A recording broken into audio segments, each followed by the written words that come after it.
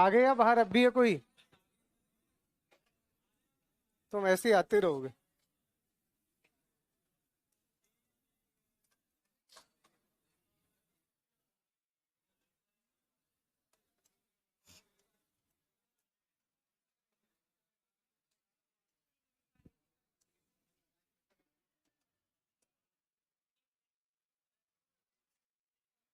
देखो all over.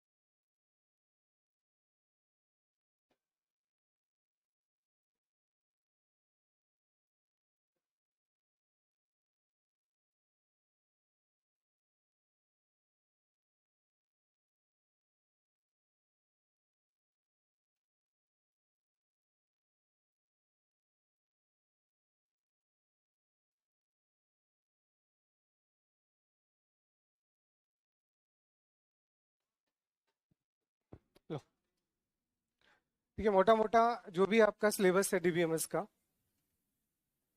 वो आपका अप्रॉक्स 9 पार्ट्स में डिवाइड है। मतलब ये जो सीक्वेंसिंग रहेगा, जिस सीक्वेंस में मैं आपको डीबीएमएस पढ़ाऊंगा, ये वही सीक्वेंस है ना। तो मैं इस सीक्वेंस से कभी अगर इधर उधर भ्रमित भी हो जाऊं तो मुझे टोक देना बीच में, है ना। इससे ये आउट ऑफ द बॉक्स जाके नहीं पढ़ना। दिस इज अ सीक्वेंस, इसी सीक्वेंस में आपका डीबीएमएस चलेगा।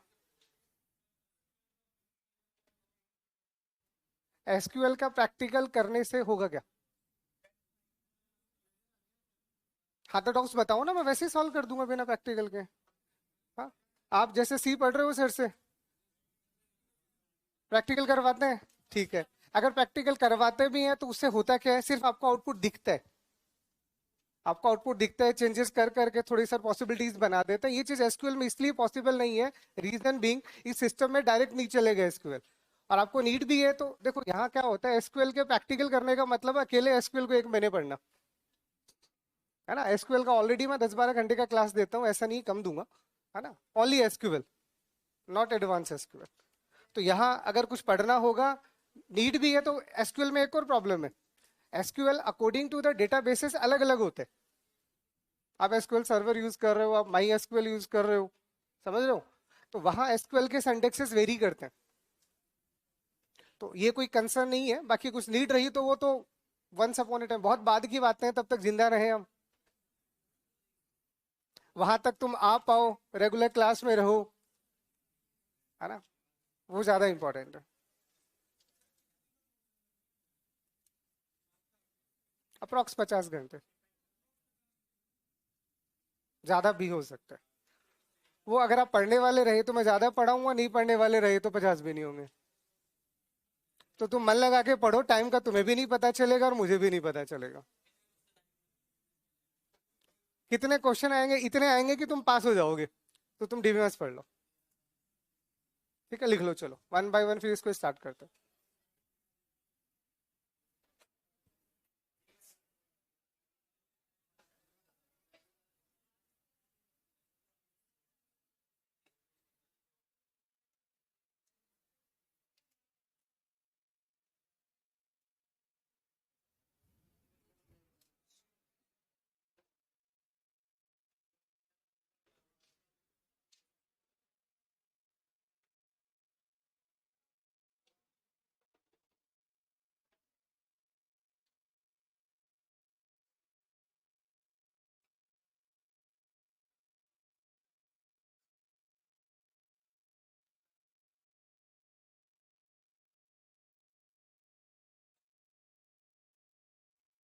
लिख लिया, चले चल। तो डीबीएमएस मैं आपको ये सोचते हुए पढ़ा रहा हूं कि आप पहली बार पढ़ रहे हो, और आप भी ये सोचते हुए पढ़ो कि पहली बार पढ़ रहे हो। अगर आपने आज से पहले कभी डीबीएमएस पढ़ा है तो ये मान लो आपको कुछ नहीं आता है ना। हाँ बिल्कुल, क्या होता है, मतलब ये बात होनी चाहिए क्या होता है, ताकि पढ़ने में थोड़ी सी ट्रांसपेरेंसी बनी रहे, और कुछ नहीं होता, नहीं तो बड़े कन्फ्यूजन होते हैं। मैं पढ़ा दूं उसके बाद तुम्हें डीबीएमएस की जिस किताब से जो क्वेश्चन करना है कर लेना, है ना। ये जो टॉपिक मैं पढ़ाऊंगा वो पूरे पढ़ाऊंगा, उसमें कोई कॉम्प्रोमाइज नहीं है। फिर जो नहीं पढ़ाऊंगा वो नहीं पढ़ाऊंगा, क्योंकि वो आपका सिलेबस का पार्ट नहीं है। डीबीएमएस मैंने जो लिखा है ये सिर्फ 80% डीबीएमएस से 20% और होता है ना, वो आपके सिलेबस से बाहर की बातें हैं। चलो, तो देखो सबसे पहले अब हम पढ़ेंगे, तो हमारे पास कुछ फंडामेंटल टर्म्स है, ठीक है। तो यहां हम शुरुआत करेंगे हमारी टर्मिनोलॉजी से। तो आज का क्लास और इवन में भी कल का क्लास, दो क्लास सिर्फ टर्म्स ही टर्म्स पे जाएगा। तो जितनी भी डेटाबेस की टर्म्स हैं, जो टेक्निकल टर्म्स हैं, आप उनको सही समझो।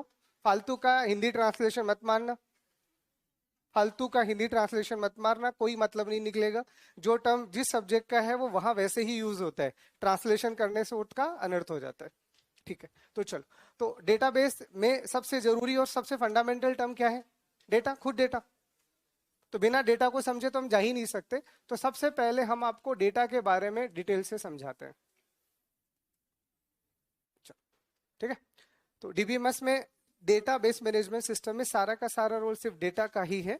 तो डेटा का जितना भी ओवरव्यू आपके लिए जरूरी है वो मैं सारा आपको दे देता हूँ। चलो, तो सबसे पहले डेटा मीन्स व्हाट, मतलब जैसे तुम जनरल पढ़े हो, तो data is basically derive from the Latin word datum, something like that, है ना। ठीक है, वो ठीक है, बच्चों वाली बात है, ऐसे कौन पूछते हैं। बट हमारे लिए डेटा का जनरल मतलब क्या है? What is the meaning of data? तो data is A,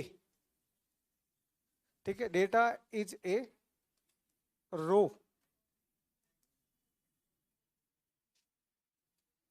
facts, symbols. आपको मैं जितना भी लिखाऊंगा वो सारी डेफिनेशन आधी आधी आती है, इसलिए मैं उन डेफिनेशन को पूरा करूंगा, ठीक है। तो अगर आपसे कोई पूछे डेटा क्या होता है, तो data is not the raw fact also, data is a raw facts, symbols और इमेजेस। इनसे कुछ भी बन रहा है वो सब रो ही है, सब कुछ रो ही तो होता है। अगर आप फैक्ट्स की बात कर रहे हो तो जो जनरल फैक्ट्स हैं वो तो आप भी जानते हो, इन the form of general terms, ठीक है। सिंबल्स में आप कोई सिंबल्स लिख रहे हो जिसका अभी तो कोई मतलब ही नहीं है ना। अरे जितने भी हमारे सिंबल्स हम यूज करते हैं, जस्ट लाइक द डॉलर्स हो गया, एक जनरल आइडिया दे रहा हूँ, ठीक है। उसके अलावा बहुत सारे सिंबल्स कुछ भी लगा दो, एरो फेरो लगा दो। तो जितने भी सिंबल्स हैं या इमेजेस हैं आज के टाइम पे, अरे आज के टाइम पे सबसे ज्यादा वर्क जो हो रहा है वो किस टाइप के डेटा पे ज्यादा हो रहा है? हम उसे कहते हैं अनस्ट्रक्चर्ड डेटा। समझो, अनस्ट्रक्चर्ड डेटा का जनरल मतलब ही यही होता है कि ऐसा डेटा जिसका स्ट्रक्चर डिफाइंड नहीं है। और अनस्ट्रक्चर्ड डेटा में कौन सा डेटा ज्यादातर हम कंसीडर करते हैं? Just like the images, just like the video, जो हम बाद में डिस्कस करेंगे ना। तो अभी तो लिख लो कि डेटा क्या है, तो इसकी एक जनरल सी डेफिनेशन लिख लो, फिर इसकी खास बातें भी लिखेंगे। हिंदी जहां नीड होगी वहां लिखवा दूंगा, ये तो थोड़ी थोड़ी टर्म से लिखते जाओ। वो तो तुम पढ़ चुके हो मुझसे, तो पता ही है मैं हिंदी कब लिख पाऊंगा, वेन एवर रिक्वायर्ड। तो लिख लो इसमें डेटा की डेफिनेशन क्या है। तो इन जनरल आप यही कहोगे, data is the raw facts, symbols और इमेजेस। नहीं, एसक्यूएल और नो एसक्यूएल दोनों आपको साथ पढ़ाएंगे। नो एसक्यूएल होता क्या है बस उसका थ्योरी है, बाकी नो एसक्यूएल में जो डेटा बेसिस है, जस्ट लाइक द सेंड्रेला, MongoDB, this is not your syllabus. चलो, तो क्या है डेटा? पहले अभी एक डेटा को आपको दिखाऊंगा, मैं सिर्फ डेफिनेशन लिखवा के थोड़ी छोड़ूंगा। आज का क्लास का मेन बेस ही मेरा डेटा है। पहले 1 घंटा लगे, लेकिन आज आपको इस क्लास के बाद में कभी डेटा को लेके कंफ्यूजन नहीं होगा। इस क्लास से कंफ्यूजन दूर करके जाना है। तो डेटा क्या है? पहली डेफिनेशन पूरा, data is raw facts, symbols और इमेजेस। इनसे कुछ भी एक उठा लो, चौथा कुछ बनना ही नहीं है, क्योंकि सब तो लिख दिया मैंने, ठीक है। वही हमारे लिए क्या होता है? डेटा होता है। चलो ठीक है। और डेटा की खास बातें क्या है? तो डेटा को हम बोलते क्या है बेसिकली? तो डेटा हमारे लिए क्या है? तो डेटा इज, क्या होता है? डेटा को हम कहते हैं बेसिकली दिस इज एटॉमिक, आप ऐसा कह सकते हो। डेटा कैसा होता है? एटॉमिक होता है। एटॉमिक का वाला समझो, और नहीं तोड़ा जा सकता, which can not be breakable. जब आप डेटा की बात करते हो तो डेटा को तोड़ा नहीं जा सकता, वो जितना है वो सबसे छोटा पार्ट है। इसीलिए तो हम डीबीएमएस को डेटा से स्टार्ट कर रहे हैं। अगर इससे छोटा कोई होता तो मैं वहां से स्टार्ट करता ना। इससे छोटा क्या होता है? इससे छोटा तो 0 1 होता है, तो मैं यहाँ 0 1 बिट से स्टार्ट करूँ क्या? हाँ, तो नहीं, हम डीबीएमएस पढ़ रहे हैं, अदर सब्जेक्ट जैसे लगता है सीओए और वो सब मैं नहीं पढ़ा रहा। अगर 0 1 की कहानी लगानी है, बिट बाइट की कहानी लगानी है तो एक अलग बात है। डेटाबेस के अंदर जब हम डेटा की बात करते हैं तो data means what? Data means word, जो हम डिस्कस करेंगे लेटर ऑन बाद में। तो डेटा का जनरल मतलब हमारे लिए होता है वर्ड।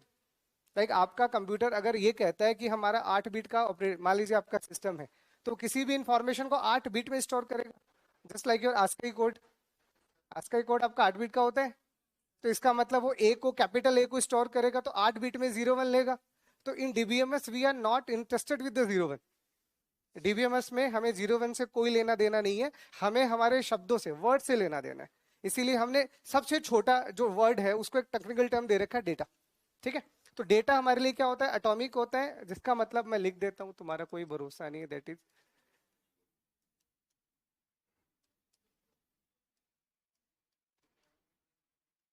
ठीक है, तो मैं हिंदी में लिखना है तो मैं लिख दूंगा। पहले डेटा को सब समझते हैं अच्छे से, फिर मैं आगे जाऊंगा। तो सबसे पहले डेटा का पूरा डेफिनेशन समझ में आ गया। डेटा क्या है? रो फैक्ट्स है, इमेजेस है, या कोई सिंबल्स हो सकता है। डेटा हमेशा एटॉमिक होता है। एटॉमिक होता है इसका मतलब डेटा को और तोड़ा नहीं जा सकता, तो टूटेगा नहीं।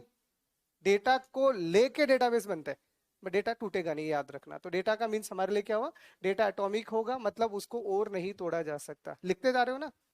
हाँ, क्या कर रहे हो तुम लोग? मतलब तुम वेट कर रहे हो? अरे तुम्हें, चलो लिखो लिखो, स्टार्ट करो। देखो ये तो डेफिनेशन भी हिंदी में भी लिखूं क्या? ये तो 4 वर्ड है यार इसमें तो।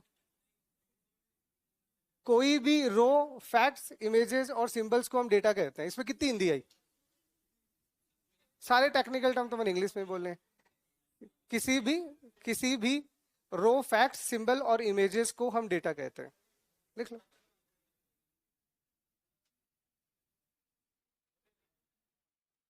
ठीक है, किसी भी रो, फैक्ट्स, फैक्ट्स की हिंदी नहीं करूंगा ना ही इमेजेस और सिंबल्स की हिंदी करूंगा, वो तो टेक्निकल टर्म्स है, को हम डेटा कहते हैं। लिख लिया?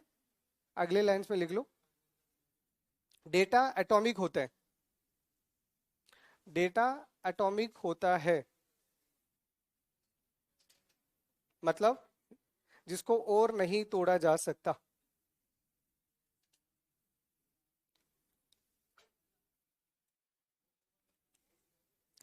ठीक है, डेटा एटॉमिक होता है मतलब जिसको और नहीं तोड़ा जा सकता। क्लियर?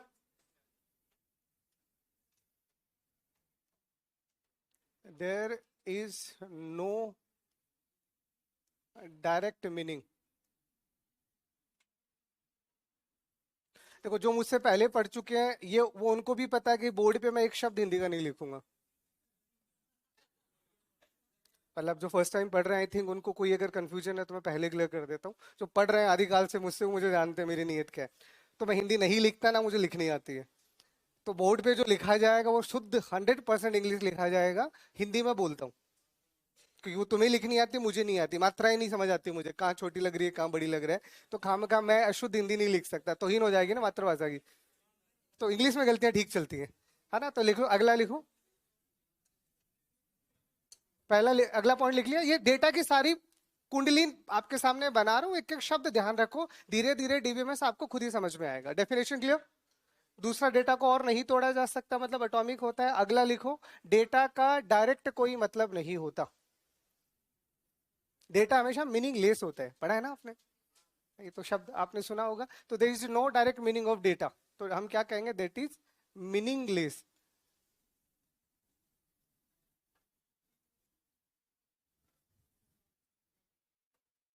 डेटा का डायरेक्ट कोई मतलब नहीं होता है। ठीक है,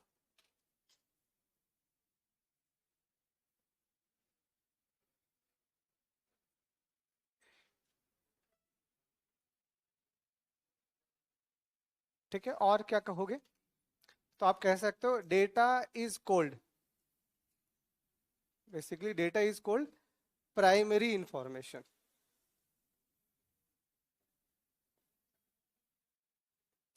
तो डेटा को हम क्या कहते हैं? डेटा को हम प्राइमरी इंफॉर्मेशन भी कहते हैं। तो लिखो, देखो डेटा को हम प्राइमरी इंफॉर्मेशन भी कहते हैं।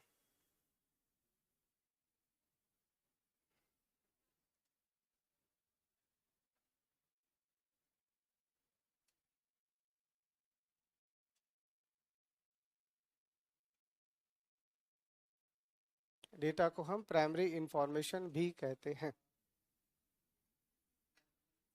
ठीक है, ये कुछ खूबियां हैं। तो ये 4 खूबियां आपको हमेशा ध्यान रहनी चाहिए। पहले डेटा क्या है? तो डेटा एक रो फैक्ट्स, इमेजेस या सिंबल होता है जो कभी नहीं डिवाइड होता, यानी सबसे छोटा होता है, जिसका डायरेक्ट कोई मतलब नहीं होता। इसीलिए ये प्राइमरी सोर्स है इंफॉर्मेशन का, क्योंकि पहले डेटा आएगा तो इंफॉर्मेशन बनेगा। और ये क्या है? Data is the primary source of information. मतलब क्या कहोगे? That is used for input. अरे तुम कंप्यूटर से जो भी इनपुट देते हो वो क्या होता है? डेटा। मैंने आपको सीओए पढ़ाया, इधर उधर के और भी आड़े टेढ़े सब्जेक्ट पढ़ाए होंगे जस्ट लाइक दिस साइड, तो वहां यही तो समझा है कि इनपुट में हमेशा डेटा होता है, आउटपुट में हमेशा इंफॉर्मेशन होती है। याद है? पता नहीं कितना याद है, ठीक है, लेकिन यहाँ देख लो।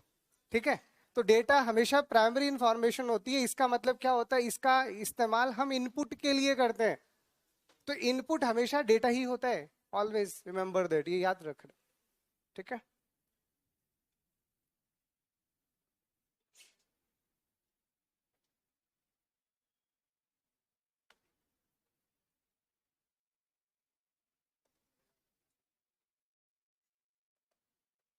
कोई भी डाउट यहाँ तक? अब एग्जाम्पल से समझा दें? एग्जाम्पल भी दिखा दूं ना आपको, डेटा कैसा दिखता है? चलो यहाँ तक लिख लिया सबने?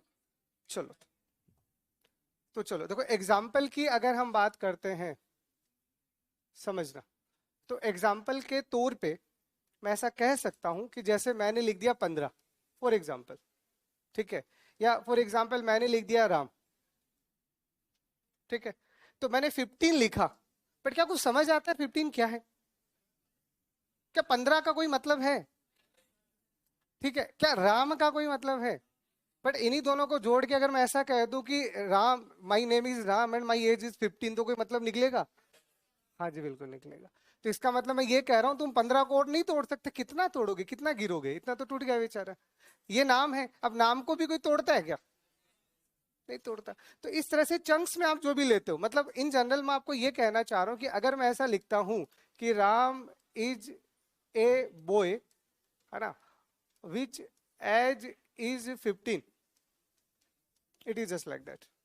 तो यहां से जो आपको दिख रहे हैं शब्द, दिख रहे हैं शब्द, एक बार के लिए तो मैं सबको लिख देता हूं, क्या फर्क पड़ता है?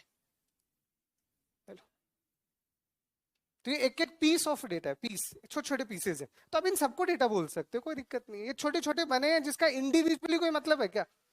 मैंने क्या बोला? डेटा को कोई मतलब नहीं होता। अरे जैसे ही मैं पूरा सेंटेंस लिख दूंगा तुम्हें मतलब समझ नहीं आ जाएगा? तो मतलब ही तो नहीं समझाना मुझे, तभी तो मैं बोल रहा हूँ डेटा मीनिंगलेस होता है। डेटा का ही मतलब निकलने लग जाएगा तो फिर आगे जाके इंफॉर्मेशन में किसका मतलब निकालोगे? ठीक है, तो ये है डेटा। इन जनरल जब मैं डेटा की बात कर रहा हूं तो ये डेटा के एग्जाम्पल हैं। आप ऐसे समझो, ये है डेटा, छोटे छोटे चंक्स में जो बने, जिसका इंडिविजुअली कोई मीनिंग नहीं है, दीज आर मीनिंगलेस। ठीक है, तो लिख लो। जैसे ये मैंने आपको समझाने के लिए लिखा है, ये सब डेटा है, लिखना चाहो तो।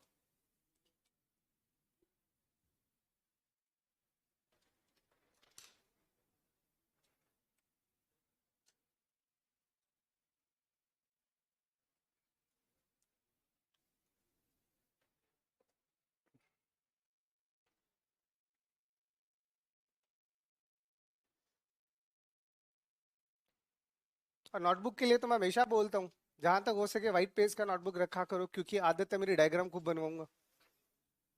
मुझसे तो कुछ भी पढ़ लो नहीं होते तो भी बना देता हूँ। और डीबीएमएस में तो खूब सारी टेबलें बनने वाली हैं, तो यहाँ तो हर एक चीज आपको टेबल बना के ही सिखाया जाएगा, क्योंकि हम डीबीएमएस नहीं पढ़ेंगे, हम आरडीबीएमएस पढ़ेंगे। आपका सिलेबस आरडीबीएमएस का है, डीबीएमएस का नहीं। डीबीएमएस में तो बहुत सारे टाइप्स के डीबीएमएस आते हैं। आप सबसे पुराना वाला डीबीएमएस पढ़ोगे, RDBMS, relational database management system. नया समझ ही नहीं आएगा, दैट्स द प्रॉब्लम। नया तब समझ में आता है जब पुराना समझ आ जाए। पहले आरडीबी में समझ लो, उसके बाद कुछ भी पढ़ना है तुम खुद पढ़ पाओगे। जैसे ऐसा कहा जाता है ना कि C is the mother language of all the languages. तो सी पढ़ लो, उसके बाद तुम्हें किसी भी लैंग्वेज को किसी और से नहीं पढ़ना पड़ेगा। तुम्हें सेंस ऑफ ह्यूमर जनरेट हो जाता है क्योंकि तुम्हें लॉजिक्स आ जाते हैं। और फिर क्या बचता है? सिर्फ सिंटेक्स। मान लो रट्टा, क्या फर्क पड़ता है? वो जावा हो, सी प्लस प्लस हो, पाइथन हो, बस रट्टा ही तो मारना है। क्या ही फर्क पड़ना है। चलो आगे, क्लियर। चलो, अब लिखिए अगला, टाइप्स ऑफ डेटा।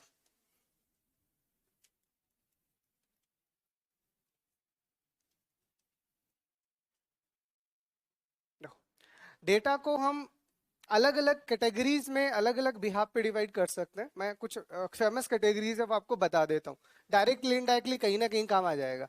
यहाँ डेटाबेस में जो जरूरी है हमारे लिए, वो है बेस्ड ऑन स्ट्रक्चर। ठीक है, डेटाबेस के अंदर जो हम डेटा पढ़ते हैं, डेटाबेस में जो हम डेटा पढ़ते हैं, ये डिवाइड होता है स्ट्रक्चर के बिहाफ पे। तो यहाँ हम स्ट्रक्चर के बिहाफ पे कह सकते हैं। बट इधर उधर के और सब्जेक्ट भी आपको पढ़ने ही है, just like the other subject, just like the machine learning और वो सब, तो पढ़ लो, सारे ही पढ़ लो। तो बेस्ड ऑन लेबल, और तीसरा आता है आपके पास में बेस्ड ऑन वैल्यूज। ठीक है, तो ये तीन तरह के अलग अलग क्लासिफिकेशन है, और भी हो सकते हैं, but these are the major classification. और डीबीएमएस में हमारा फोकस सिर्फ इस पे रहेगा कि अगर हमसे कोई जनरल डीबीएमएस के पॉइंट ऑफ व्यू से पूछता है कि डेटा कितने टाइप का होता है, तो हम क्या कहते हैं? तीन टाइप का होता है। कौन सा? स्ट्रक्चर्ड, सेमी स्ट्रक्चर्ड और अनस्ट्रक्चर्ड। तो ये जो डेटा का टाइप है, ये स्ट्रक्चर के बिहाफ पे जो हम यहाँ यूज लेने वाले हैं इन डीबीएमएस। पर other subject just like the machine learning, AI, वहां पे भी डेटा डेटा अलग अलग आप लोगे, तो वहां लेबल्ड के बिहाफ पे होता है ना आपका data. Labelled data, non labelled data, semi labelled data. और फिर वैल्यूज के बिहाफ पे आप करते हो न्यूमेरिकल डेटा, कैटेगरिकल डेटा। तो सारा पढ़ा देता हूँ, सुन लो एक बार। सारे एक बार थोड़ा थोड़ा जान लो, है ना? लिख लिया हेडिंग तो? चलो, तो वन बाय वन इनको पढ़ लेते हैं, चलो।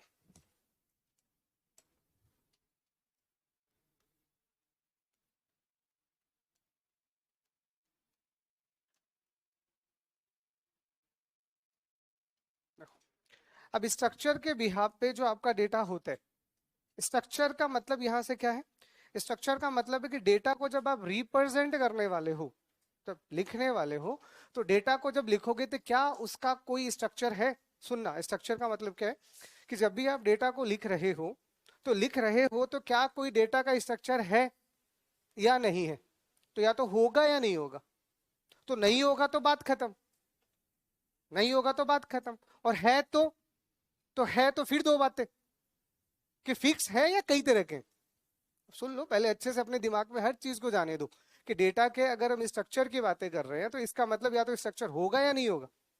तो स्ट्रक्चर नहीं है तो नहीं है, उसमें ना के आगे कितने ना लगा दोगे, वो तो एक ही टाइप बन गया। लेकिन जब डेटा के स्ट्रक्चर होंगे, तो उसमें हम ये बोलेंगे क्या एक ही स्ट्रक्चर से सब कुछ लिखने वाले हो, या फिर अलग अलग स्ट्रक्चर में से कोई एक यूज लेने वाले हो।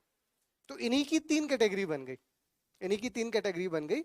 अगर आप एक ही स्ट्रक्चर हमेशा यूज लोगे जो फिक्स है, तो उस तरह के डेटा को अपन कहते हैं स्ट्रक्चर्ड डेटा। क्या कहते हैं? Structured data. एक ऐसा डेटा है जिसमें कई सारे स्ट्रक्चर्स है, जिनमें से तुम जो चाहे वो यूज ले सकते हो, उसे अपन कहते हैं सेमी स्ट्रक्चर्ड डेटा। और एक ऐसा डेटा जिसका कोई स्ट्रक्चर ही नहीं है, उसे कहते हैं अनस्ट्रक्चर्ड डेटा। ठीक है, तो यानी स्ट्रक्चर के बिहाफ पे फिर हम क्या बोलेंगे? लिखो, there are three types of the data. ठीक है, तो स्ट्रक्चर के बिहाफ पे डेटा के तीन प्रकार होते हैं।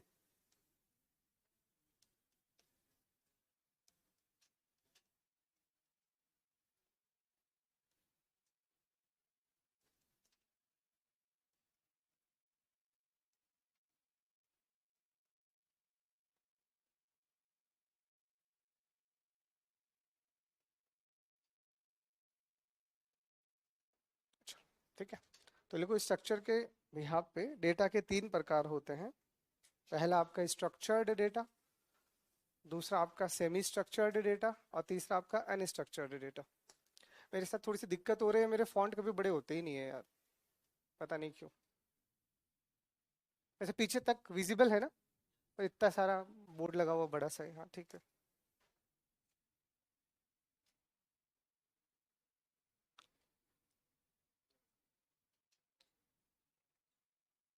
तो शब्दों में, छोटे छोटे शब्दों में लिख लो। इसका मतलब क्या है, बिल्कुल आसान भाषा में, एक एक वर्ड में पहले याद रखो। इसका मतलब क्या हुआ, फिक्स स्ट्रक्चर। अरे स्ट्रक्चर के भी आप पे ही हो रहा है, तो आपने बोल दिया भैया हम एक ही स्ट्रक्चर यूज करेंगे, दूसरा कुछ नहीं है। कुछ नहीं है मतलब अगर आपको कोई कहे कि बताओ वो मेल है या फीमेल है, तो आपको पहले से फीचर्स का आइडिया रहता है, आप आइडिया लगा लेते हो। जैसे सबसे बड़ा जो फीचर्स होता है जिसके बिहाफ पे हम मैन जो फंडामेंटल फीचर्स होते हैं उसके देख के हम आइडिया ले लेते हैं। एक ऐसा होता है सेमी स्ट्रक्चर्ड, इसका मतलब है मल्टीपल, मल्टीपल स्ट्रक्चर।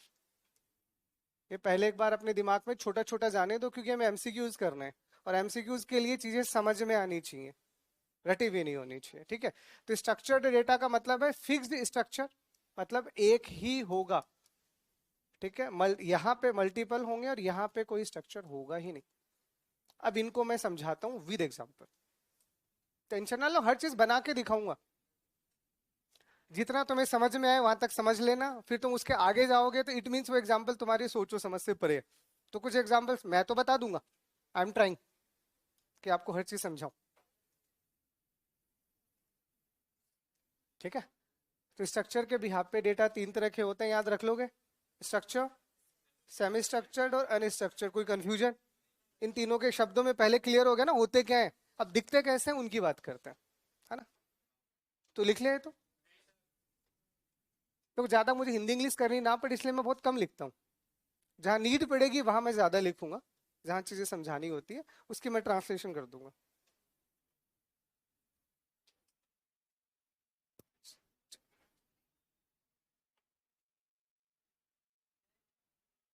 चले,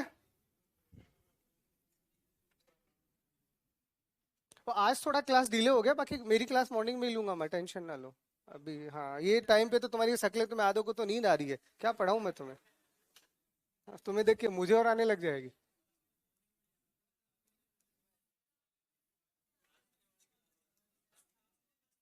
हाँ हाँ नहीं, 10 बजे वाला टाइम सफिशिएंट है, ज्यादा जल्दी भी तुम्हारी नींद नहीं खुलती, बट 10 बजे वाला ठीक है।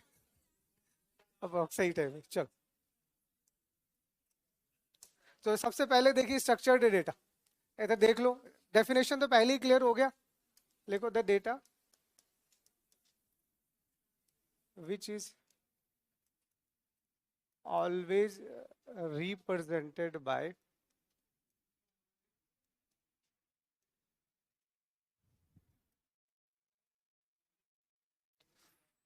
fixed structure। बस इतना लिख दो, लिखो इसमें, लिखो वह डेटा जिसको हमेशा, वह डेटा जिसको हमेशा, जिसको हमेशा, जिसको हमेशा एक ही स्ट्रक्चर से लिखा जाता है, ऐसे लिख लो। वह डेटा जिसको हमेशा एक ही स्ट्रक्चर से लिखा जाता है उसको हम स्ट्रक्चर्ड डेटा कहते हैं, ठीक है। अब ज्यादातर यहाँ पे हम किस टाइप के डेटा, देखो आपका सिलेबस जो है जो मैं आपको पढ़ाऊंगा it is completely focus on structured data. जब एक ही स्ट्रक्चर तो पढ़ना आसान हो गया ना, तो यही हम पढ़ेंगे, है ना। जब ये पढ़ लोगे तो उसके बाद आप सेमी स्ट्रक्चर डेटा को एडवांस डीबीएमएस के पार्ट में पढ़ते हैं। इट मींस यहाँ हम उस डेटा की एक शेप को पहले से डिसाइड करके बैठे हैं। इसका मतलब यहाँ से हमारे पास में कौन सा वाला डेटाबेस आएगा, तो यहाँ हम बात करेंगे रिलेशनल डेटाबेसेस का, बस जो आपको मुझे पढ़ाना है। तो जब आप स्ट्रक्चर्ड डेटा की बात कर रहे हो इसका मतलब आप रिलेशनल डेटाबेस की बात कर रहे हो, जिसमें हम क्या बोलेंगे, इन विच data is represented, data is represented in terms of tables, ऐसे ही कहोगे। चलो, तो आपके लिए डेटा का मतलब सिर्फ टेबल है जब तक रिलेशनल डेटाबेस पढ़ रहे हो। जैसे आप अदर डेटाबेसेस पे जाओगे, just like the GSN, SQL, HTML files, बहुत अलग अलग फाइल्स होती हैं, है ना, वहां फिर अलग अलग स्ट्रक्चर्स आपको देखने को मिलेंगे। तो यहाँ पे लिख लो, लिखो यहाँ पे, लिखो रिलेशनल डेटाबेस जिसमें हम, देखो रिलेशनल डेटाबेस जिसमें हम डेटा को टेबल्स के फॉर्म में लिखते हैं,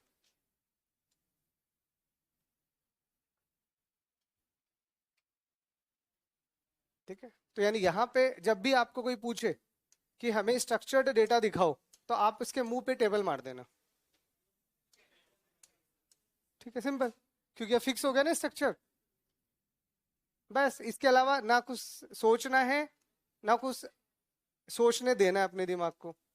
चलो बस, अब ये टेबल बन गई। अब इस टेबल की स्टडी ही करवानी है मुझे पूरे सिलेबस के अंदर। वो फिर डिटेल से तो अपन पढ़ते रहेंगे ना। जैसे ये अगर मैं टेबल बना रहा हूँ तो किसकी टेबल है, तो आप कहोगे सर स्टूडेंट की टेबल है। अब स्टूडेंट के बारे में क्या क्या आपको डालना है, तो आप कहोगे सर नाम डालना है, एज डालना है, एड्रेस डालना है। ठीक है, तो यही तो है डेटा। अब आप यूजर से इनपुट क्या करवाने वाले हो, नेम। अब नेम में कुछ डाल दिया आपने, एज में कुछ डाल दिया, एड्रेस में कुछ डाल दिया, लाइक लो ये लो कुछ भी रैंडम मैं डेटा डाल देता हूँ, ये लो। तो ये जो भी आपको दिख रहा है फिलहाल, एवरीथिंग इज द डेटा। यही तो डेटा जिसको आप यहाँ देख रहे हो, तो ये है आपके डेटा। अभी तो लिखा था मैंने, भूल गए? वापस जाऊं? नहीं नहीं, वापस जाता हूँ, वापस जाता हूँ। नहीं याद कहाँ आता, देखो 15 राम खाली देना है। ठीक है, अब इनको हम लेके आते हैं, देखो यही तो यहाँ आ रहा है। अगर मैं नाम में बीकी जगह राम लिख दूंगा तो वो वाला खाना पूर्ति हो जाएगा मेरा। लो जी। और यहाँ मैं 25 लिखूं फिर से वही वाला, तो 15 लिख देता हूँ, लो जी वो आगे। तो ये इंडिविजुअल दिख रहा है, इंडिविजुअली, दैट्स इट। हर चीज को देखो, लाइव फील करो, जब फीलिंग वीलिंग बढ़िया हो जाए तो सब्जेक्ट अच्छा लगेगा। डीबीएमएस रटने का सब्जेक्ट नहीं है, इसे टिपिकल मैथमेटिक्स। और एक अच्छी और बुरी बात यह है कि मैं मैथ्स वाला ही हूँ, I am the typical mathematician ना। तो प्रॉब्लम यही है कि मैं चीजों को मैथमेटिकल तरीके से ही सोचता हूँ। तो यहाँ डीबीएमएस में जितने न्यूमेरिकल्स बनने वाले हैं वो सारे आपको पढ़ाए जाएंगे, डोंट वरी। तो मुझसे तुम कोई भी न्यूमेरिकल पूछ सकते हो, कभी भी मना नहीं करता मैं तो चाहता हूँ कोई पूछे, मिलते ही नहीं है बच्चे पूछने वाले। ठीक है, ठीक है, समझ में आ गया पूरा? अभी दिमाग में जा रहा है पूरा डेटा क्या है, डेटा की सारी खूबियां अच्छे से क्लियर हो गई। स्ट्रक्चर में अभी हम आ रहे हैं, तो स्ट्रक्चर में पहले स्ट्रक्चर्ड डेटा, मतलब जिसका एक ही स्ट्रक्चर होता है, कैसा दिखेगा? टेबल की फॉर्म्स में दिखेगा। जिसका एक ही स्ट्रक्चर है वो टेबल्स की फॉर्म में दिखेगा। और ये किस तरह का डेटाबेस है, तो इस तरह के डेटाबेस को हम रिलेशनल डेटाबेस कहते हैं, जिसको बाद में हम पूरा पढ़ने वाले हैं, पूरा। तो एक बार ये टेबल बना के एग्जाम्पल लिख लो।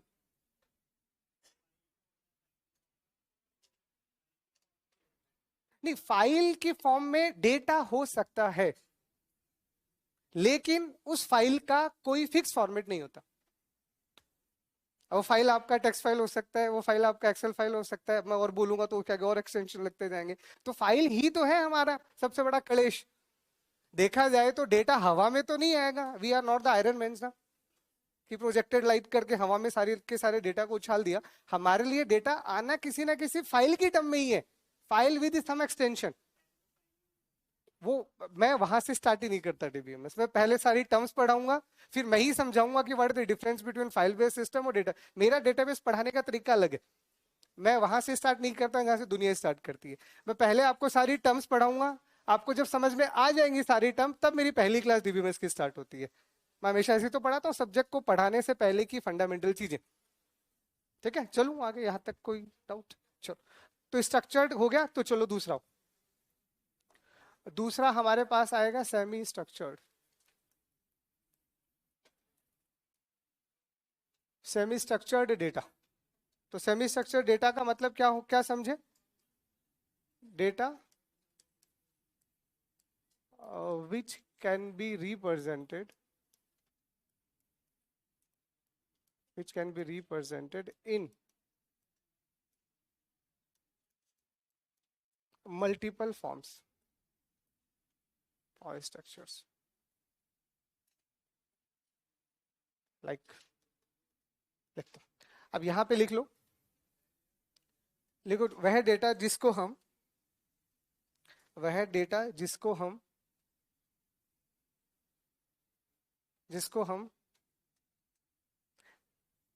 कई तरह के फॉर्म्स में लिख सकते हैं।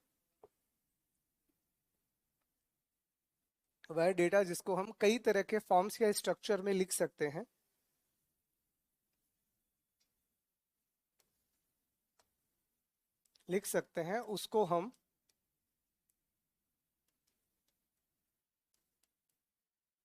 उसको हम सेमी स्ट्रक्चर डेटा कहेंगे, है ना। जैसे कि अब इसमें जो आपके फॉर्मेट्स हैं वो क्या क्या हो सकते हैं नॉर्मली?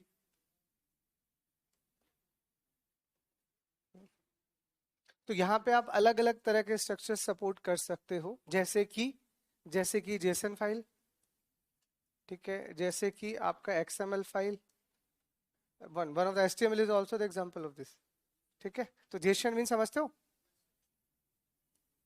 जावा स्क्रिप्ट, फुल फॉर्म याद रख लो, जावा स्क्रिप्ट ऑब्जेक्ट नोटेशन। और एक्सएमएल तो आपको पता ही होगा ना फुल फॉर्म, एचटीएमएल पढ़ा होगा तो एक्सएमएल भी थोड़ा तो आइडिया दिया होगा, हाँ, एक्सटेंसिबल मार्कअप लैंग्वेज।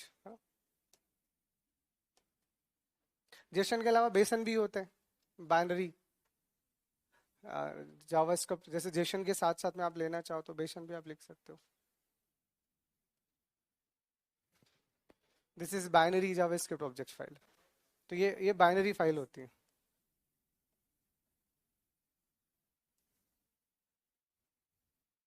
ना, और भी फॉर्मेट्स हैं। तो कभी जेसन फाइल आप में से किसी ने काम किया है अनस्ट्रक्चर्ड डेटा पे, स्ट्रक्चर्ड डेटा पे?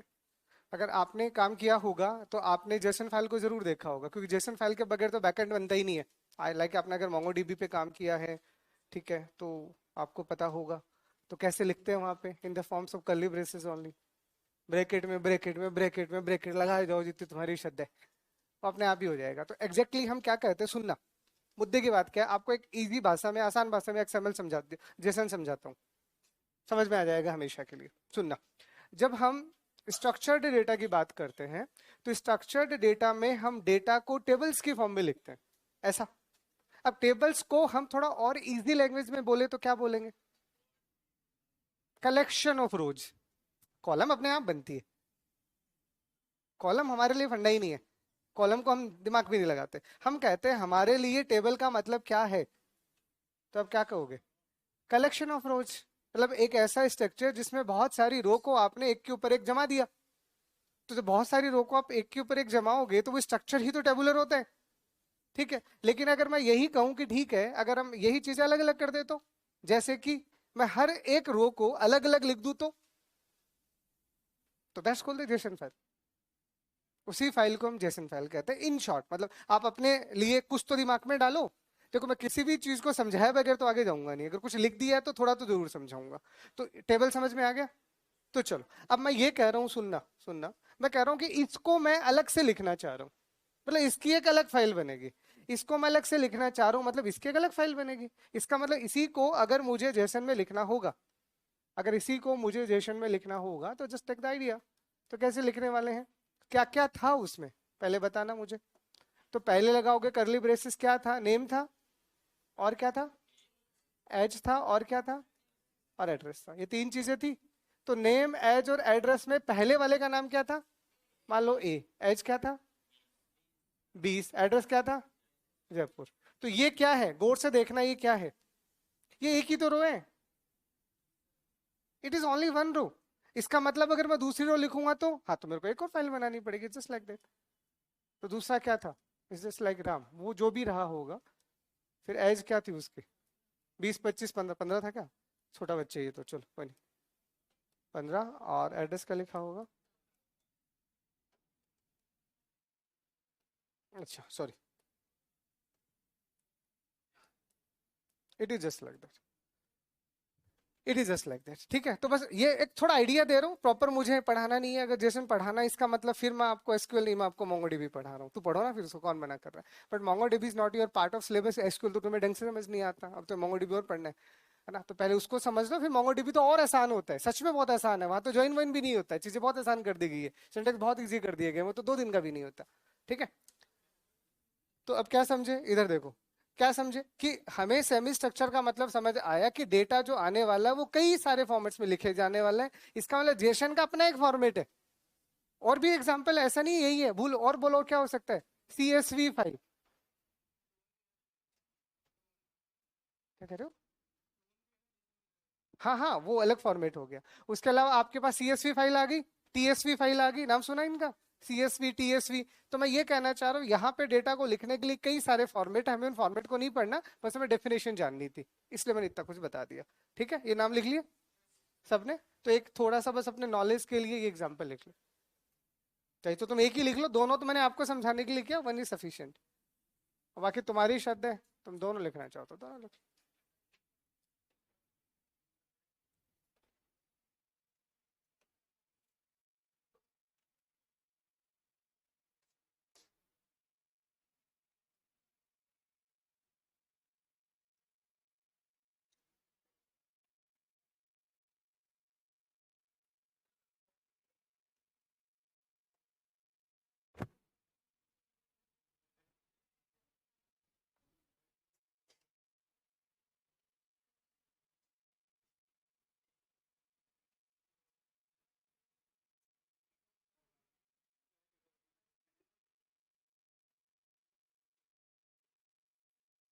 चलो आगे लिख लिया।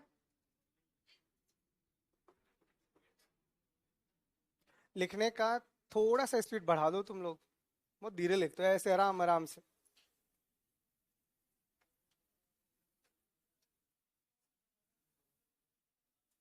तो तुम लोगों ने कॉलेज के एग्जाम नहीं दिए क्या? तो वहां कॉपी कैसे भरते हो तुम? अच्छा आप कुछ भी लिखते हो? ओके ठीक है। हाँ, वो बात भी ठीक है, वहाँ कुछ भी लिखते हो। गया, चलूं आगे। तीसरा, तीसरा टाइप इसका लिखो, अनस्ट्रक्चर्ड डेटा। तो अनस्ट्रक्चर्ड का मतलब अब हम क्या बोलेंगे, there is no fix structure. मतलब इन दोनों में तो स्ट्रक्चर थे, हम यहाँ कहेंगे यहाँ कोई जनरल स्ट्रक्चर नहीं है, वो बदलता रहेगा according to the types of the data और सिचुएशन। कुछ दिखाऊंगा आपको मैं, तो हम क्या कहेंगे, there is no structure of data. ठीक है, यहाँ पे डेटा का कोई स्ट्रक्चर नहीं होता। एग्जाम्पल के तौर पे क्या लिखोगे यहाँ पे, यहाँ पे आपका ऑडियो आ गया, आपके इमेजेस आ गए, वीडियोस आ गए। इन सबको जब हम लिखना चाह रहे हैं तो उसके लिए जो डेटा होता है आज के टाइम में, जैसे यूट्यूब का डेटाबेस है, तो यूट्यूब का डेटाबेस कैसा होता है, अनस्ट्रक्चर्ड होता है, क्योंकि वहां बहुत सारे वीडियोज हैं। और वीडियोज को जब आप स्टोर करते हो तो वीडियोज को सेव करने के लिए अनस्ट्रक्चर्ड डेटा ही चाहिए होता है। ठीक है, तो लिख लेना इसका कोई स्ट्रक्चर नहीं होता, इसका कोई स्ट्रक्चर नहीं होता।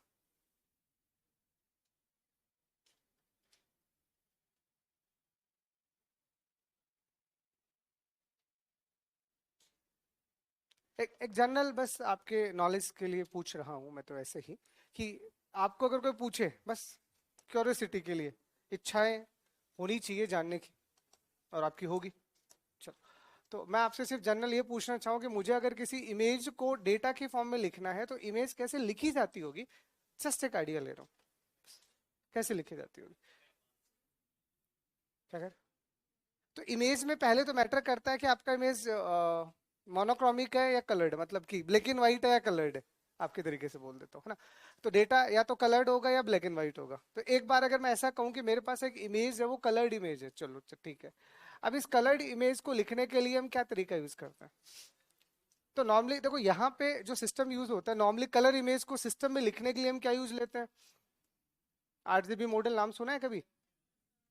अच्छा, बढ़िया, अच्छी बात है। तो कलर इमेज को लिखने के कितने मॉडल्स होते हैं? हाँ? चार, कौन कौन से? हाँ, हाँ ठीक है। आरजीबी, CMY, HSV, अलग अलग मॉडल होते हैं। बेसिकली तीन मॉडल हम अडॉप्ट करते हैं, one is RGB, second is CMY, ठीक है, 96 घंटा और येलो CMY, और तीसरा आपका HSV, जो आज के टाइम पे काफी पॉपुलर है, hue, saturation and value. But fundamental हम अभी RGB पे आ जाते हैं। RGB मतलब रेड, ग्रीन और ब्लू। ठीक है, तो यहाँ पे अब आपका जो भी जैसे अभी ये आपका बोर्ड है, इस बोर्ड पे अगर आपको कोई भी कलर दिख रहा है, ठीक है, तो इंटरनली ये कैसे लिखा गया होगा?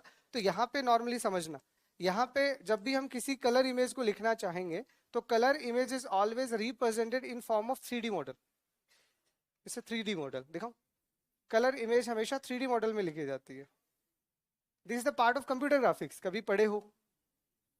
कोई नहीं, छोड़ो, चलो इधर उधर की बातें करता रहता हूँ मैं, ध्यान मत दिया करो। तो कोई पढ़ा होगा तो समझ आ जाएगा, नहीं तो कोई दिक्कत है। Is the cube shape. The cube means what? 3 dimension. 3 dimension का मतलब 1 dimension for R, 1 dimension for G, 1 dimension for B।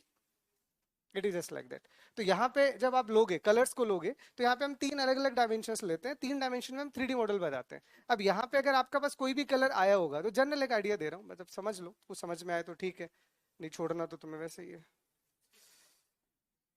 देखो मैं अपनी ड्यूटी ईमानदारी से निभाता हूँ, है ना। तो मैं ये कह रहा हूँ कि मान लीजिए यहाँ पे अगर कोई भी, अगर आपके पास में एक डॉट आया, जैसे ये एक डॉट है, इस डॉट को मुझे समझना है जो कलर्ड है, तो ये डॉट अकेला नहीं है, आपने कभी भी ये, this is simply you can call the pixel ना, you can call the pixel. Pixels अगर कलर्ड होगा तो पिक्सल को गौर से देखना, वो चमकता हुआ नजर आता है, वो ऐसा लगता है इंद्रधनुष जैसा कलर बदल रहा है। तो कलर नहीं बदल रहा, वो 3 कलर से मिलकर बना होता है, RGB। और RGB कलर मॉडल को अगर आप लेते हो तो टोटल कितने कलर बना सकते हो? 256 कलर आप यहाँ से बना सकते हो। RGB कलर मॉडल 256 कलर कम होते हैं, तुम्हारे कलर तो इंद्रधनुष में 7 पे ही खत्म हो जाते हैं, फिर भी यहाँ तो 256 मिल रहे हैं। Think about it. वो एक अलग बात है कि अब तुम किसी दर्जी के पास जाके पूछोगे तो वो तुम्हें कलर की अहमियत बताएगा कि ग्रीन में भी 1000 ग्रीन होते हैं, रेड में भी 1000 रेड होते हैं, वो एक अलग कॉस्टमेंट है, वो उसके लिए हम HSV यूज लेते हैं, छोड़ो उसको। तो मैं ये कहना चाह रहा हूँ कि अगर आप किसी इमेज को लिखना चाह रहे हो तो इमेज को लिखने के लिए हम 3D यूज लेते हैं, और वीडियो के लिखने के लिए हम 4D यूज लेते हैं। इससे part of the machine learning और द डेटा साइंस, वहां जाके चीजें थोड़ी डिटेल से समझाई जाती है, पर थोड़ा आइडिया देने के लिए बता रहा था कि अगर आप अपनी इमेज को देखना चाह रहे हो तो अनस्ट्रक्चर्ड है तो कोई स्ट्रक्चर ही नहीं है। वो स्ट्रक्चर नहीं है का मतलब क्या है कि उसको ग्रैब करने के लिए डेटा बाइनरी फॉर्म्स में, RGB, RGB में हम क्या समझाते हैं कि अब आपके कलर कैसे ले, तुम लोग HTML तो पढ़े हो ना, वहां पे तुम लोगों ने CSS भी पढ़ा होगा, तो वहां पे किसी भी कलर को लिखने के तरीके भी पढ़े होंगे, हैक्स कोड, RGB का कलर मॉडल 0 से 255। तो वो जो कलर्स के कोड है वही तो इंपॉर्टेंट है हमारे लिए। तो वो जो कलर्स आप निकालोगे तभी वो चीजें बनेगी। तो वो कलर्स किस में होते हैं? बाइनरीज में होते हैं, उनको बाइनरी में भी तो लिखा जाता है। तो इसीलिए तो मैं बोल रहा हूँ कि यहाँ पे जो भी स्ट्रक्चर होगा वो in the form of binary होगा, in the form of binary. सिर्फ समझने के लिए, इससे ज्यादा नहीं जाऊंगा, वीडियो नहीं दिखाऊंगा, नहीं ज्यादा हो जाएगा, क्यूब पे क्यूब लगा देना फिर। ठीक, इतना क्लियर? पहले फिर से मैं आपको बता देता हूँ, स्ट्रक्चर डेटा कितने टाइप का होता है? 3 टाइप का। कौन कौन सा? Structured, semi structured, unstructured. Structure मतलब जिसका एक ही स्ट्रक्चर होता है और वो टेबल होगी। सेमी स्ट्रक्चर का मतलब है बहुत सारे स्ट्रक्चर्स होंगे, just like JSON, XML, CSV, TSV, बहुत सारे अलग अलग फॉर्मेट है। और अनस्ट्रक्चर का मतलब कोई फॉर्मेट ही नहीं, और उसमें क्या क्या आने वाला है? ऑडियो, वीडियो और इमेज, बस इतना ध्यान रख लो। इनके ऊपर तुम्हें कोई PhD नहीं मारना, छोड़ो। ठीक है, इतना क्लियर? एक बार समझाने के लिए था, दिल पे मत लेना। चलो, लिखने की नीड तो ही नहीं था, तो लिख लिया ना, ये तो समझाने के लिए था। दूसरा लिखो, जल्दी जल्दी लिखते जाओ। Based on label.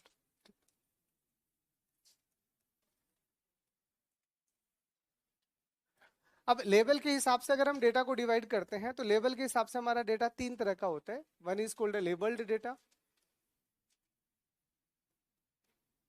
दूसरा आपके पास आता है नॉन लेबल्ड डेटा,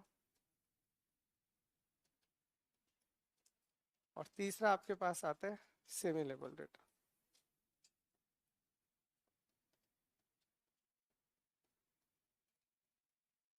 ठीक है, बस जस्ट आइडिया। तो क्या होता है लेबल डेटा, तो समझा होगा ना आपने।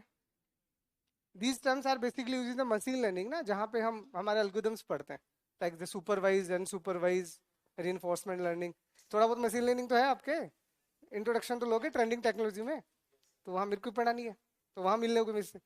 काम तो कहीं ना कहीं इनका होना ही है, तो थोड़ा एक आइडिया तो ले लो ना। तो लेबल्ड डेटा का मतलब सिंपल सा क्या हुआ, जिसका आउटपुट पहले से नॉन है, बस शॉर्ट में याद रखो। इसका मतलब आउटपुट जो है वो पता है, आउटपुट इज नोन।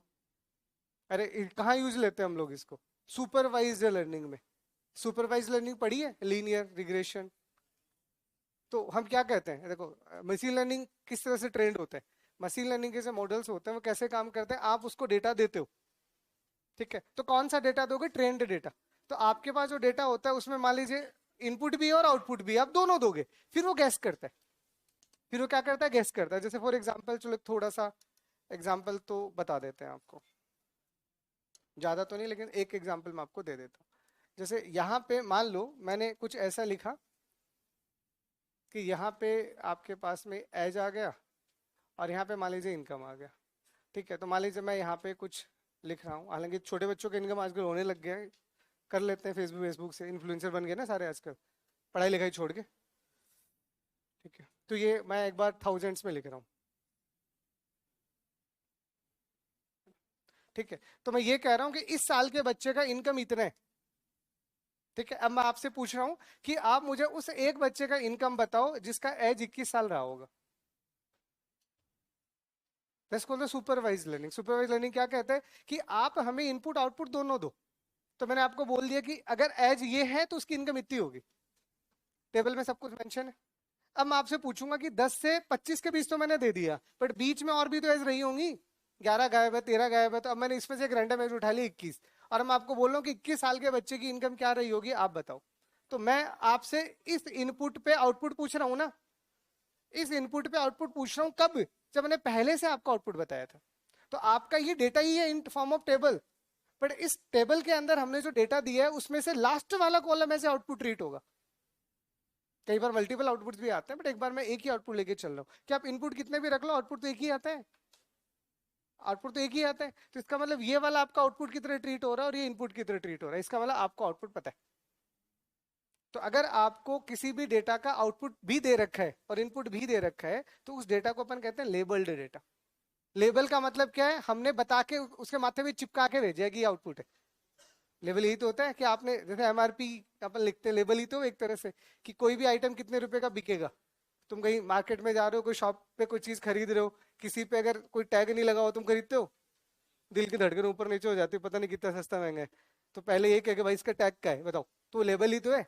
जैसे उसका आउटपुट दिखेगा तुम क्या करोगे, कोई प्रेडिक्शन ले पाओगे खरीदना है नहीं करने वाला। तो इस तरह के डेटा को अपन कहते हैं लेबल्ड डेटा, मतलब जिसका आउटपुट आपको पता हो।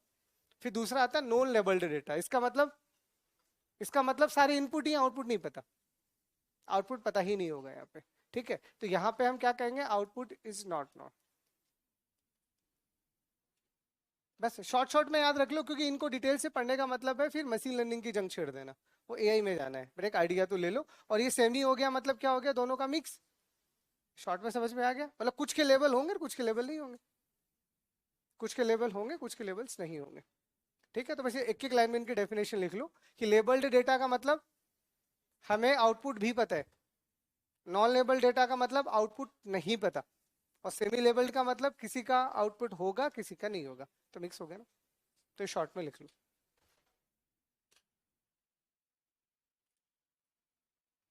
हाँ बिल्कुल सही, पीडीएफ फाइल भी सेमी स्ट्रक्चर्ड ही होती है। पीडीएफ तो नॉर्मली हम इमेज की तरह ट्रीट करते हैं ना।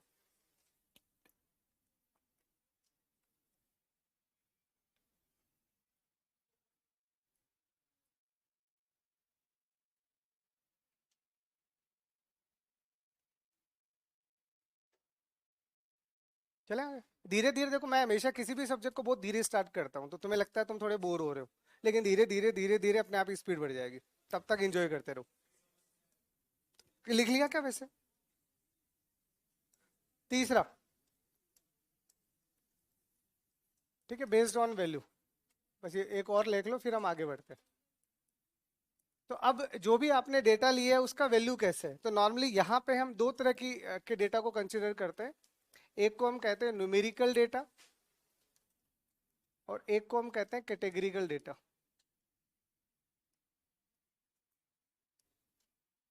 ठीक है, एक आ गया न्यूमेरिकल डेटा और एक आ गया कैटेगरिकल डेटा। तो अगर आप वैल्यूज के हिसाब से डेटा को डिवाइड करना चाह रहे हो, तब आपने क्या बोला कि एक डेटा ऐसा होगा जिसका वैल्यू क्या होगा, कोई न्यूमेरिक डेटा होगा। जैसे मैं आपसे पूछूं आपकी सैलरी कितनी है, तो वो भी तो नंबर है, माइनस तो नहीं है ना, बस अच्छी बात है, नहीं घर वाले परेशान हो जाएंगे, है ना। तो आपकी सैलरी अगर जीरो भी है तो वो एक नंबर है, न्यूमेरिकल चीजें हैं। तो अगर मैं आपसे ही पूछ रहा हूँ कि आपकी सैलरी बताओ, इट मीन्स सिंपल सा क्या कहोगे, वैल्यू इज, सिंपल सा आप ये कह सकते हो वैल्यू इज कॉन्टिन्यूस, या फिर कॉन्टिन्यूस तो क्या कह सकते हो, डिस्क्रीट हो सकती है, ऐसा लिख दो, value is discrete in number.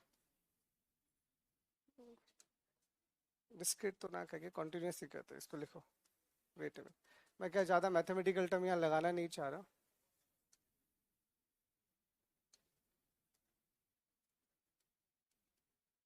ठीक है, तो यहाँ पे जब आप न्यूमेरिकल डेटा की बात करते हो, तो न्यूमेरिकल डेटा में हम कहते हैं कि यहाँ का वैल्यू कंटिन्यूअस है। कंटिन्यूअस का मतलब कुछ भी। अब सैलरी आपसे कोई पूछेगा तो सबका वैल्यू अलग अलग किसी भी रेंज में कैसे भी आ सकता है, पहले से फिक्स थोड़ी होगा, वो अलग अलग होते हैं। तो कोई भी वैल्यू अगर अलग अलग है, ठीक है, जो आप प्रिडिक्ट अभी नहीं कर पा रहे हो ऐसा मान लो, तो उसे हम कहेंगे न्यूमेरिकल डेटा। एक होता है कैटेगरिकल डेटा। कैटेगरिकल डेटा का मतलब डिस्क्रीट वैल्यू। यहाँ वैल्यू कैसी आएंगी अभी मैं एग्जांपल से ही बता दूंगा। वैल्यू कैसी होगी,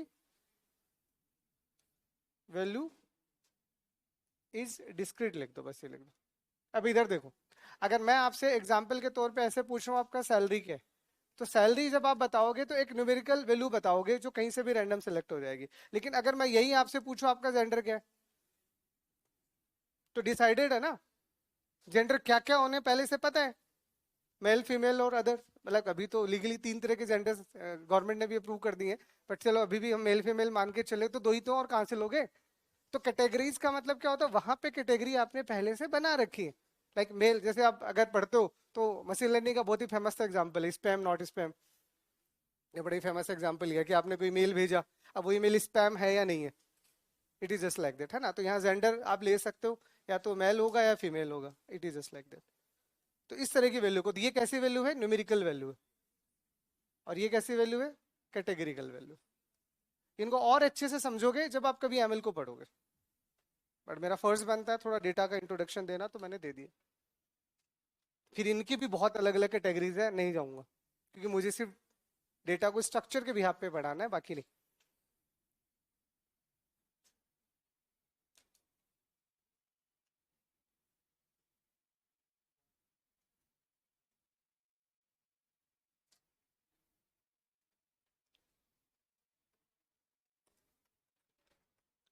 ठीक है, तो न्यूमेरिकल डेटा में वैल्यू कोई भी वैल्यू हो सकता है, और कैटेगरिकल डेटा में वैल्यू कैटेगरीज में बनी होती, पहले से फिक्स होती, उनमें से कुछ होगा।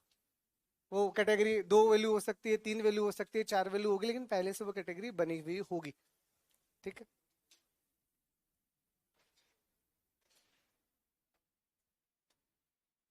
ठीक है। तो ये एक बार के लिए डेटा के बारे में जितना एक बार मुझे आपको बताना चाहिए था, मैंने सारा बता दिया। बहुत ही था, तो होता तो 2 ही मिनट का है। चलो अब अगले पे आते हैं, देख लो इसको। क्या अभी एक थोड़ा सा एक हायरार्की होता है, इस हायरार्की को अपन कहते हैं DIKW हायरार्की, है ना।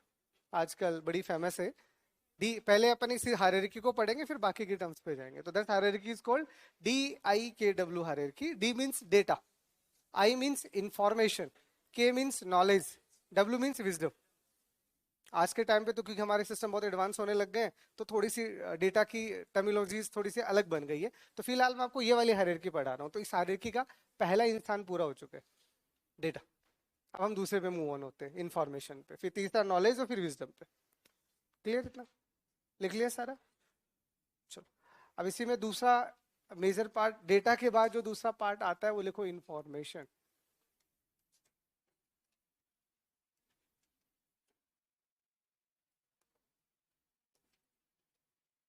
तो इंफॉर्मेशन का मतलब हमारे लिए क्या होता है, प्रोसेस्ड डेटा। ये तो कहेंगे कि अगर किसी भी डेटा पे प्रोसेसिंग करके आपने उसे मीनिंगफुल बना दिया, मीनिंगफुल बना दिया, तो अब वो इंफॉर्मेशन में कन्वर्ट हो जाएगा। तो आप सिंपल सा क्या कह सकते हो, any processed data, any processed data with meaning, with meaning is called information. तो इसमें लिखो, इसमें लिखो, देखो कोई भी डेटा या कोई भी प्रोसेस्ड डेटा, कोई भी प्रोसेस्ड डेटा जिसका, जिसका मीनिंग होता है,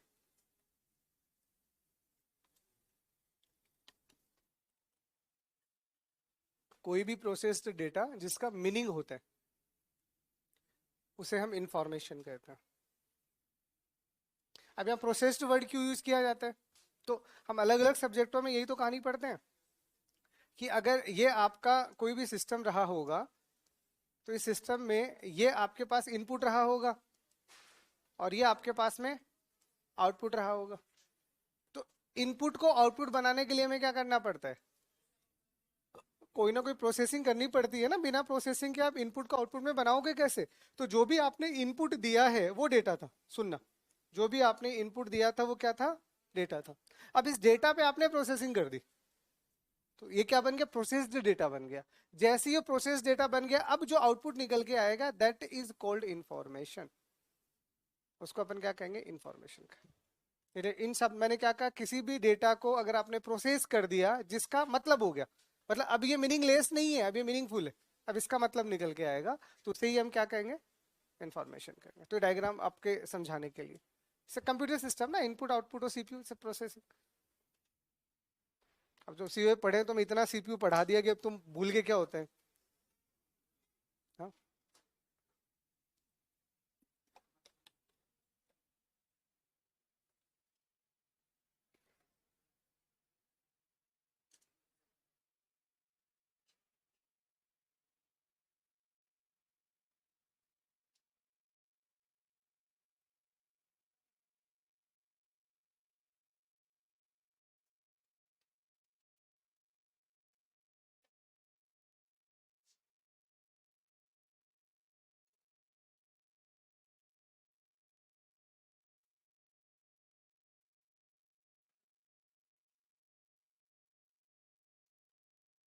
ठीक है, तो वहां पे रो का मीनिंग समझ में आ गया, यहाँ पे प्रोसेस्ड का मतलब समझ में आना चाहिए, क्योंकि यही आत्मा है इन शब्दों की। बना लिया, चलो आगे, चलो। ओके, अब यहां से पहली चीज तो मुझे आपको समझ में आएगी कि ये क्या प्रोसेस्ड है, ये क्या है, मीनिंगफुल है। तो वो मैं अलग से नहीं लिखवा रहा हूँ, वो दो बातें इसी में आ गई है, डेफिनेशन में आ गई है। ये हमारे लिए क्या कहलाएगा, तो इट इज सेकेंडरी। देखो डेटा आपका क्या होता है, प्राइमरी होता है। डेटा आपका प्राइमरी होता है क्योंकि वो इनपुट के काम में आता है, ये आपका सेकेंडरी होता है। तो it is secondary, that is produce या यूज्ड एज आउटपुट, आप ये कह सकते हो, यूज्ड एज आउटपुट। तो ये सेकेंडरी है, तो इसको आप क्या कर सकते हो, आउटपुट की तरह यूज कर सकते हो। वो प्राइमरी है इसलिए इनपुट की तरह काम में लोगे। तो डेटा हमेशा प्राइमरी सोर्स होता है जो एटॉमिक होता है। ये आउटपुट है, तो इसको अब आप क्या कहोगे, प्रोसेस हो चुका, तो ये सेकेंडरी है। प्राइमरी कैसे हो सकता है, पहले कोई और आया था, तो पहले तो डेटा ही आया था ना। बिना डेटा के कभी डायरेक्ट इंफॉर्मेशन नहीं बन सकता, आप सीधा इंफॉर्मेशन तो प्रोड्यूस कर ही नहीं पाओगे। इसीलिए ये सेकेंडरी वे बन गया। इसीलिए लिख देना कि इंफॉर्मेशन हमेशा सेकेंडरी होता है, मतलब ये आउटपुट में काम आता है। ठीक है, और अगेन ये it is used directly in business. तो बिजनेस के अंदर हम यहाँ इसको डायरेक्ट यूज ले सकते हैं, क्योंकि इसका मतलब है, देखो डेटा को कभी भी बिजनेस एक्टिविटीज में डायरेक्ट यूज नहीं लिया जा सकता, याद रखना। लेकिन इंफॉर्मेशन को आप डायरेक्ट बिजनेस एक्टिविटीज में यूज ले सकते हो, इतना राइट होता है इंफॉर्मेशन के पास में ना। तो ये क्या होता है, बिजनेस में डायरेक्ट काम में आती है। ठीक है, एग्जाम्पल जो मैंने आपको लिखा था इससे पहले ही लिख देता हूं मैं, लाइक दिस, लाइक जो लिखा था ना मैंने, लाइक इसको ऐसे लिख दो, age of Ram is 45, it is just like that. तो ये मेरे लिए पूरा सेंटेंस क्या बन गया, ये इंफॉर्मेशन। तो इसको देख के अब आपको समझ में आ गया है कि राम की एज 45 साल है, ये हमारे इंफॉर्मेशन, तो ये हमारे काम आ गया।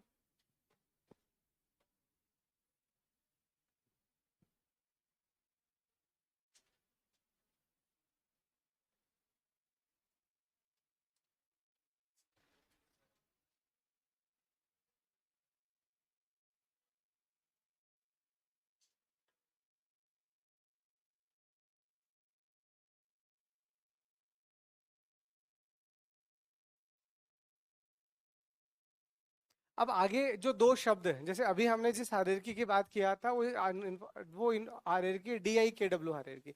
तो सबसे पहले डेटा इनपुट में है, सुनना, डेटा इनपुट में है, इंफॉर्मेशन आउटपुट में है। बट इंफॉर्मेशन को यूज करना है हमें किसी बिजनेस एक्टिविटीज में, तो क्या करना है, डिसीजन लेना है। और बिना डिसीजन के हम उस इंफॉर्मेशन का करेंगे क्या। तो अब आपको उन इंफॉर्मेशन के ऊपर डिसीजन लेना पड़ेगा। तो इंफॉर्मेशन आ गया, then we have to perform some decision activity. क्या करना है, डिसीजन एक्टिविटी परफॉर्म करना है। तो उसके लिए ये बाकी के दो शब्द हैं, इनको भी मैं समझा देता हूँ। ठीक है, चलो, इंफॉर्मेशन का तो कोई और मीनिंग ही नहीं है, बस इतना सही होता है। तीसरा लिखो, knowledge.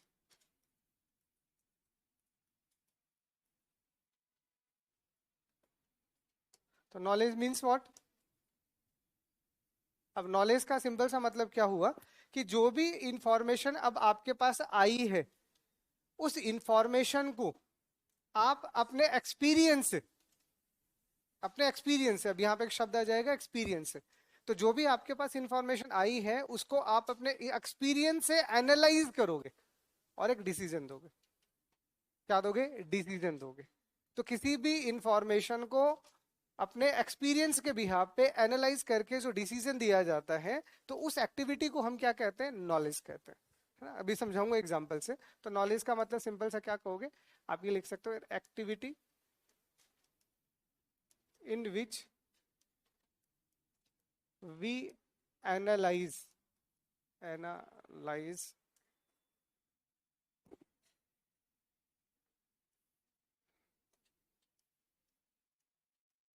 We analyse the information, use experience and provide a decision.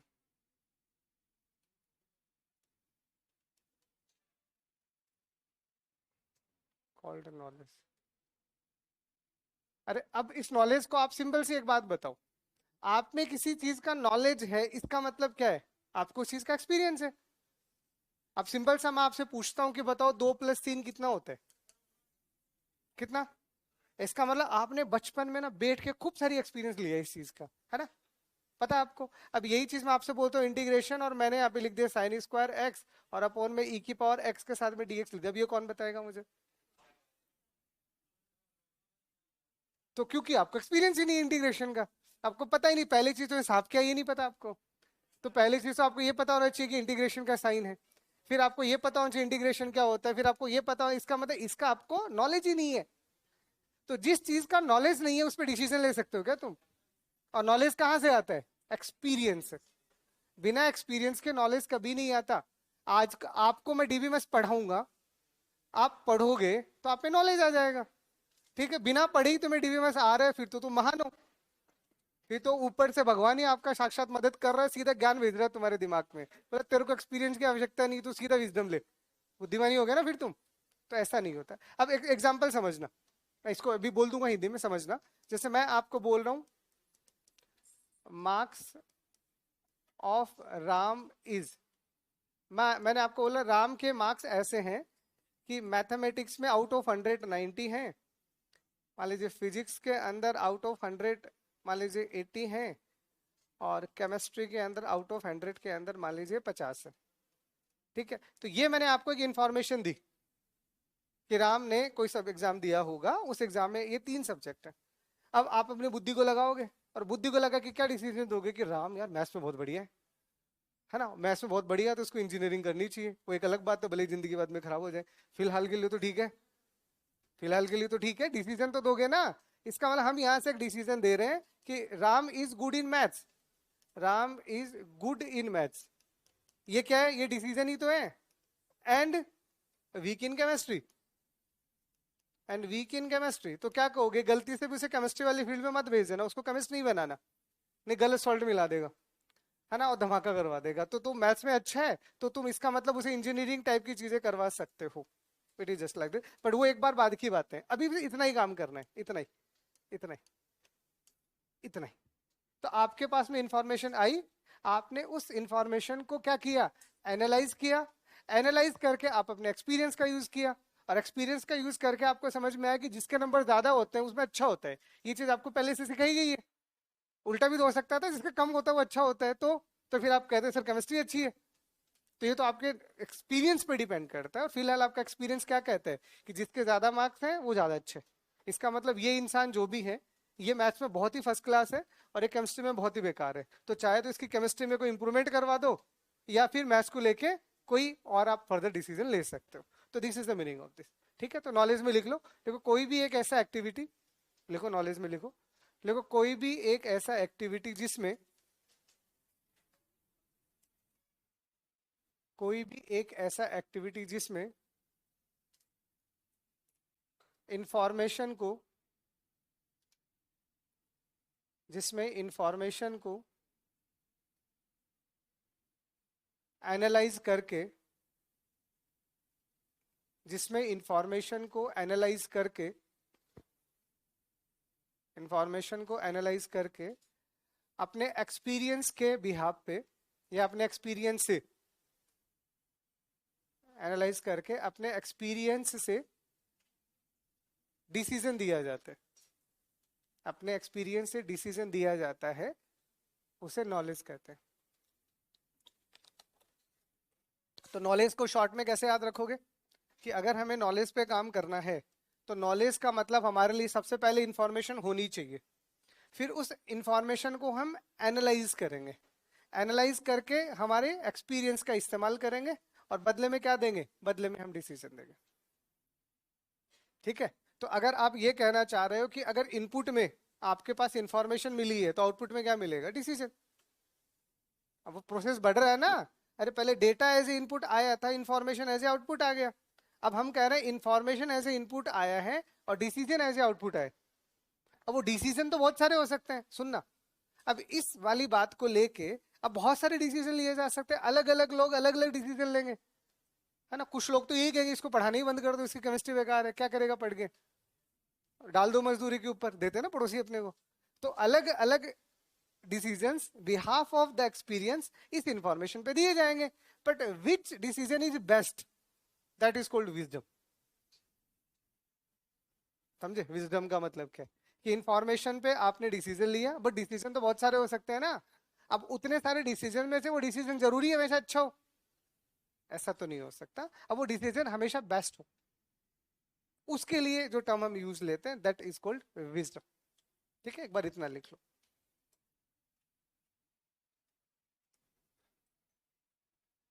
है ना, ये मेरा डिसीजन फिलहाल एक डिसीजन है, ऐसे खूब सारे डिसीजंस लिए जा सकते हैं, दो चार तुम लिख लेना कि तुम में भी तो एक्सपीरियंस है।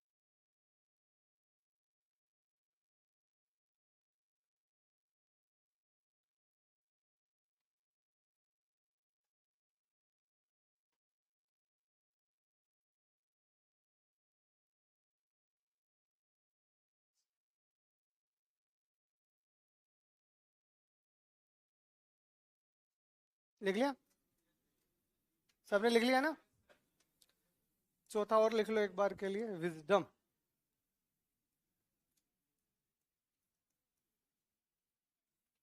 तो विजडम में बस वन लाइन डेफिनेशन लिख लो, प्रोड्यूस बेस्ट डिसीजन।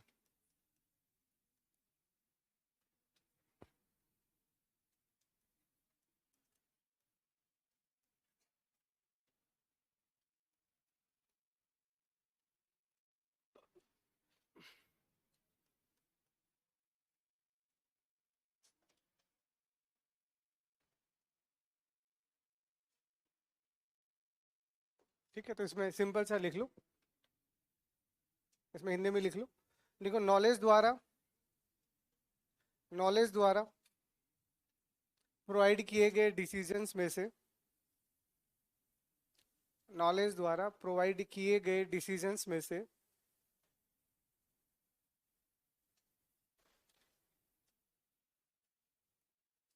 नॉलेज द्वारा प्रोवाइड किए गए डिसीजंस में से बेस्ट डिसीजन को बताना,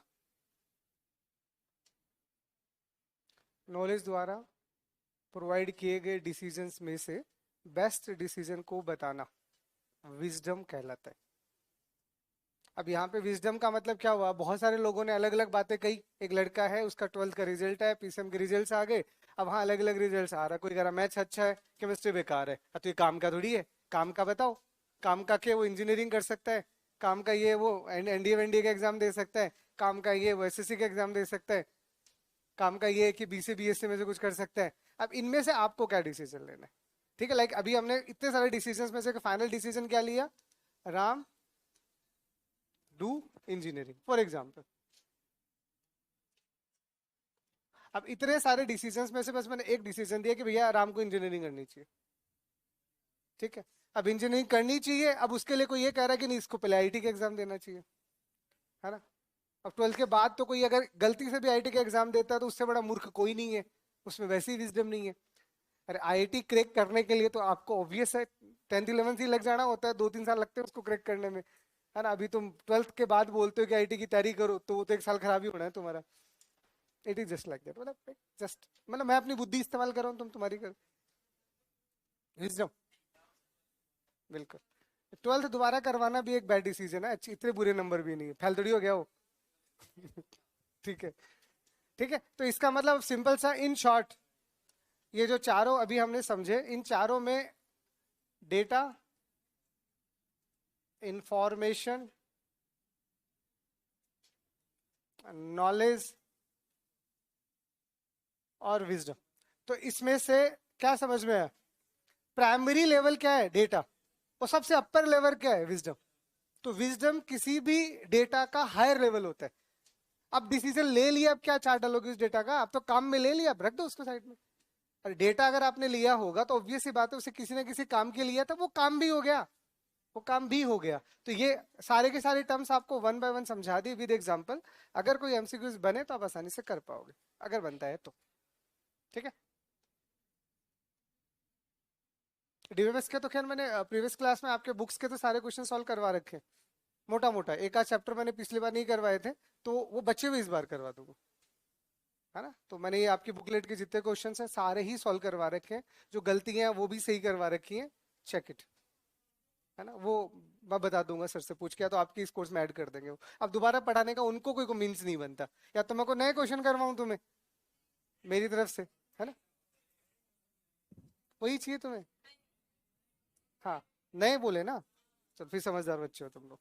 चलो, तो ये एक पढ़ाओ क्लियर पहले, कोई दिक्कत? चलो, एक थोड़ा सा बस जस्ट फॉर योर नॉलेज, क्योंकि अब मैं आगे जाना चाह रहा हूँ, तो मैं आपसे एक छोटी सी चीज जानना चाह रहा हूँ कि आप जानते हो ना, and that's the data units. देखो, डेटा यूनिट्स की जब हम बातें करते हैं, डेटा यूनिट्स की जब हम बातें करते हैं, तो डेटा यूनिट्स को हम ये कहते हैं नॉर्मली कि डेटा को जब आप मेमोरी के कॉरेस्पॉन्डिंग डिवाइड करोगे, मेमोरी के कॉरेस्पॉन्डिंग, तो सबसे छोटा यूनिट क्या होता है? बिट। ठीक है, बिट के बाद क्या आता है? बाइट। बाइट के बाद क्या आता है? नहीं, निबल। अच्छा भाई, अच्छा वाह, बिट के बाद आता है क्या वो? पहले निबल आता है, फिर क्या आता है?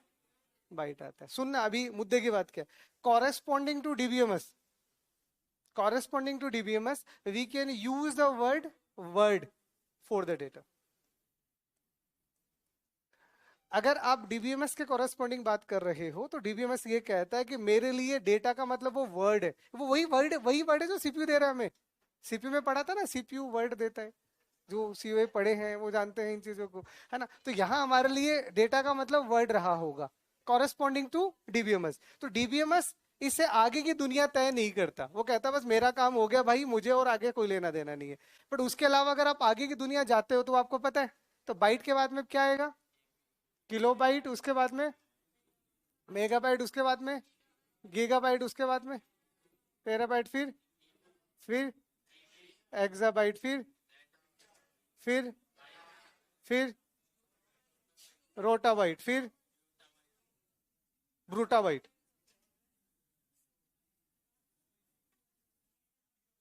रोटाबाइट और फिर लास्ट में ब्रूटोबाइट आ जाता है ना। आज का अभी तक का सबसे बड़ा यूनिट, है ना। तो ये वैसे अब अगर आप पढ़ते हो यहाँ पे किसी और सब्जेक्ट में, तो किलो बाइट का मतलब कितना होता है? 2 का पावर 10 बाइट, ऐसे कहते हैं ना अपन लोग। तो किलो बाइट का मतलब 2 का पावर 10 यानी 1024। और बाइट तो बाइट ही रहेगा। तो कई बार यही क्वेश्चन पूछे जाते हैं कितने बाइट्स होंगे, तो everything is in the bytes, everything is in the bytes. आगे खैर काम नहीं आता, हमारी जिंदगी 30 तक ही खत्म हो जाती है, फिर आप अगर आप आगे जाना चाहो तो कई बार ये यूज हो जाते हैं। ठीक है, तो पहले के टाइम पे इतना ही यूज होता है, मॉडर्न टाइम में ये 2 और आ गई, ये मॉडर्न टाइम है, तो 2 का पावर 90 और 2 का पावर अप्रोक्स, ये होता है अप्रोक्सीमेटली 10 का पावर 30 आई थिंक। 10 का पावर 30 मतलब 1 के आगे 30 जीरो लगा दो, इतना बड़ा नंबर है। ठीक है, तो ये आपके नॉलेज के लिए, मेरे लिए ये डीबीएमएस के लिए नहीं था। ये तो थोड़ा सा आप वैसे भी फंडामेंटल फंडामेंटल पढ़ते रहते हो ना, तो थोड़ा सा अब आपको मेमोरी का ही आइडिया नहीं है तो तोहिन हो जाएगी आपकी भी और मेरी भी, तो ऐसा मेरे को काम नहीं कर पाना। तो मेरा डीबीएमएस का सफर यही खत्म हो जाएगा और मैं यहीं से चीजें लूंगा अभी। मैं जो भी लूंगा वो वर्ड्स के फॉर्म में लूंगा। अब मैं नाम एंटर करूंगा, इस data type according to the C, int float double पढ़ते हो, तो वो डेटा टाइप किसके लिए, एक वर्ड के लिए ही तो है। अब किसी का नाम एंटर करोगे, चलो वो तो एक बार स्ट्रिंग के फॉर्म में चला गया, लेकिन जो छोटा छोटा डेटा अगर आप इंडिविजुअल लेते हो तो यही तो डेटा टाइप है जो कौन बनाएगा, एसक्यूएल और वो सब बनाएंगे। पर हमारे लिए चीजें वर्ड्स की फॉर्म में जाएगी, ये चीज आप हमेशा ध्यान रखना। ठीक है, ये आई थिंक आपके पास में आता है रोटाबाइट, और ये सा लास्ट वाला ब्रूटोबाइट है, ब्रूनो या कुछ ऐसे करके कहते हैं इसको, ब्रूनो बाइट है क्या, ब्रूटो, हाँ ब्रोटो ही है ना, वही तो बोल रहा हूँ मैं। ब्रोटो कुछ करके ही होता है, ऐसा कुछ करके नाम होता है, नहीं और कुछ नहीं है।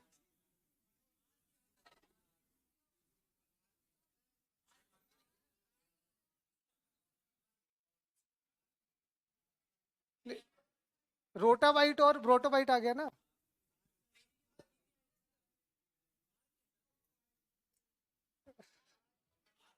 अरे नहीं, ये दोनों हैं, हटा क्यों रहे हो, दोनों हैं अब। हाँ नहीं, वो अलग अलग है, normally exam point of view से क्वेश्चन योटाबाइट तक ही आता है, मैं तो ये कह रहा हूँ। ज्यादातर जो पूछे जाते हैं, करंट ट्रेंडिंग चीजें बदलती रहती है, नई नई यूनिट्स बनती रहती हैं अकॉर्डिंग, जैसे फिलहाल के लिए हम डेटा वर्ड यूज ही नहीं लेते, आपको पता है। फिलहाल के लिए हम डेटा वर्ड ना यूज करके हम बिग डेटा यूज लेते हैं, और बिग डेटा के लिए एक पूरा सा सब्जेक्ट बना दिया। पढ़ते हो, अगर आप इंजीनियरिंग या एमसी लेवल पे जाते हो तो वहाँ बिग डेटा पढ़ाया जाता है। बिग डेटा में क्या पढ़ते हो आप लोग, हडूप, पता नहीं, अब तुम छोड़ो हटाओ, ज्यादा हो गया। डेटा का पता है सब कुछ, छोड़ो बिग डेटा को, गोली मारो। बिग डेटा का मतलब एक ऐसा डेटा है जिसकी साइज इनफाइनाइट है। बिग डेटा में हम उस तरह के डेटा लेते हैं जिसकी साइज कभी खत्म ही नहीं होती, जैसे सोशल मीडिया है। तो आज के टाइम पे अगर आप सोशल मीडिया के पास जाते हो, इंस्टा और उनपे, तो उनपे सेकंडों में हजारों लाखों पोस्ट आती हैं। तो इसका मतलब उन्हें एक ऐसी मेमोरीज की नीड होगी जो कभी भरे ही ना, जिनकी थोटिकली साइज इनफाइनाइट हो। प्रैक्टिकली तो इनफाइनाइट कोई चीज पॉसिबल है नहीं, लेकिन हम ये कहेंगे तुम कितना भी डेटा दो हम भरेंगे नहीं। तो उसके लिए ये कॉन्सेप्ट बनाया था कि कभी याहू ने, जस्ट कॉल्ड द हडूप, जो बिग डेटा के लिए यूज होता है ना, इससे सेपरेट सब्जेक्ट, हटो। ठीक है, मेमोरी यूनिट से बस आपको आइडिया होना चाहिए, वो मैंने आपको बता दिया। चलो आगे, चलो। तो पहला चीज क्लियर हो गया, उसके बाद में अब हमारी कुछ और जनरल टर्म्स हैं, वो क्या क्या टर्म्स हैं मैं एक बार हेडिंग लगा देता हूँ, फिर उन टर्म्स को पहले मैं एक एक करके पढ़ाऊंगा। अब सेक्रेट, ये टर्म्स का पहला पार्ट खत्म हो गया, मैंने अभी आपको टर्म्स के नाम पे क्या पढ़ाया, DIKW हायरार्की। ठीक है, अब जो टर्म्स आपके पास आएंगी जो हमारे लिए जरूरी है, उसमें आपको समझ में आना चाहिए फील्ड क्या होता है, फील्ड के बाद में आपके पास में रिकॉर्ड क्या होता है, रिकॉर्ड के बाद आपके पास में फाइल क्या होता है, फाइल के बाद में आपका डेटाबेस क्या होता है। ठीक है, डेटाबेस के साथ में आपका डीबीएमएस क्या होता है, उसी के बाद में आप जाओगे तो डेटा वेयर हाउसिंग क्या होती है। ये कुछ टेक्निकल टर्म है जो आपको आइडिया आइडिया होने चाहिए, डेटा वेयर हाउस, हाउसिंग लिख दो। डेटा वेयर हाउसिंग के बाद में चलो छोटा सा आपको आइडिया डेटा माइनिंग का भी देंगे। ठीक है, उसके बाद में एक आज के टाइम पे एक नया टेक्निकल टर्म और यूज किया जाता है, that's called the data lake, ये आपको पता होना चाहिए। और जाते जाते छोड़ूंगा नहीं तो बिग डेटा भी बताऊंगा। अब डेटा के नाम पे जितनी टर्म थी ना, अब कुछ नहीं बचा, अभी तुम नहीं कह सकते नहीं पड़ा। तो ये सारी टर्म्स अब हमें समझनी है आज के टाइम पे, डेटा से रिलेटेड हम स्टार्ट करेंगे यहाँ से। Field, record, file, database, DBMS, data warehousing, data mining, data lake और बिग डेटा, ये सारा समझेंगे। उसके बाद मैं आपको बताऊंगा डीबीएमएस और फाइल मैनेजमेंट सिस्टम क्या।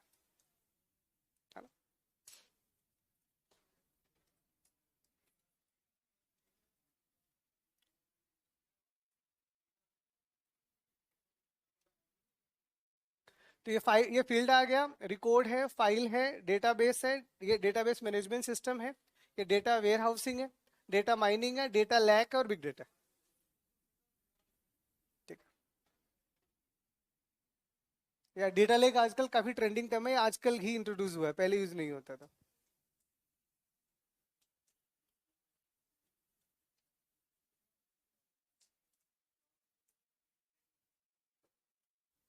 ठीक है, इतने सारे कमेंट हो गए।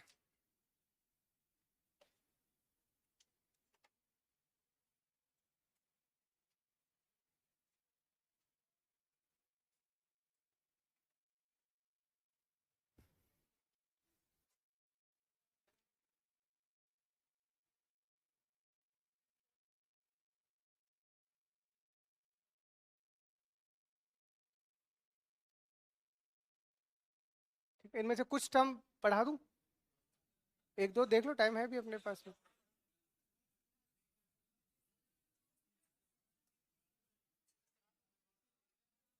ये दो टर्म्स पढ़ लो बस, चलो। अरे पढ़ लो, वैसे ही 15 मिनट तो लेट आया था मैं, 2 घंटे 1.5 घंटे का।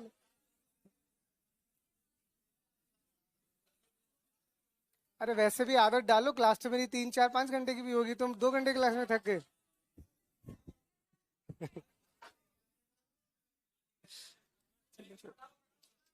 मैं सिर्फ ये दो टर्म छोटी छोटी इनको समझा देता हूँ, बाकी फिर कल मूव ऑन कर दे। चलो।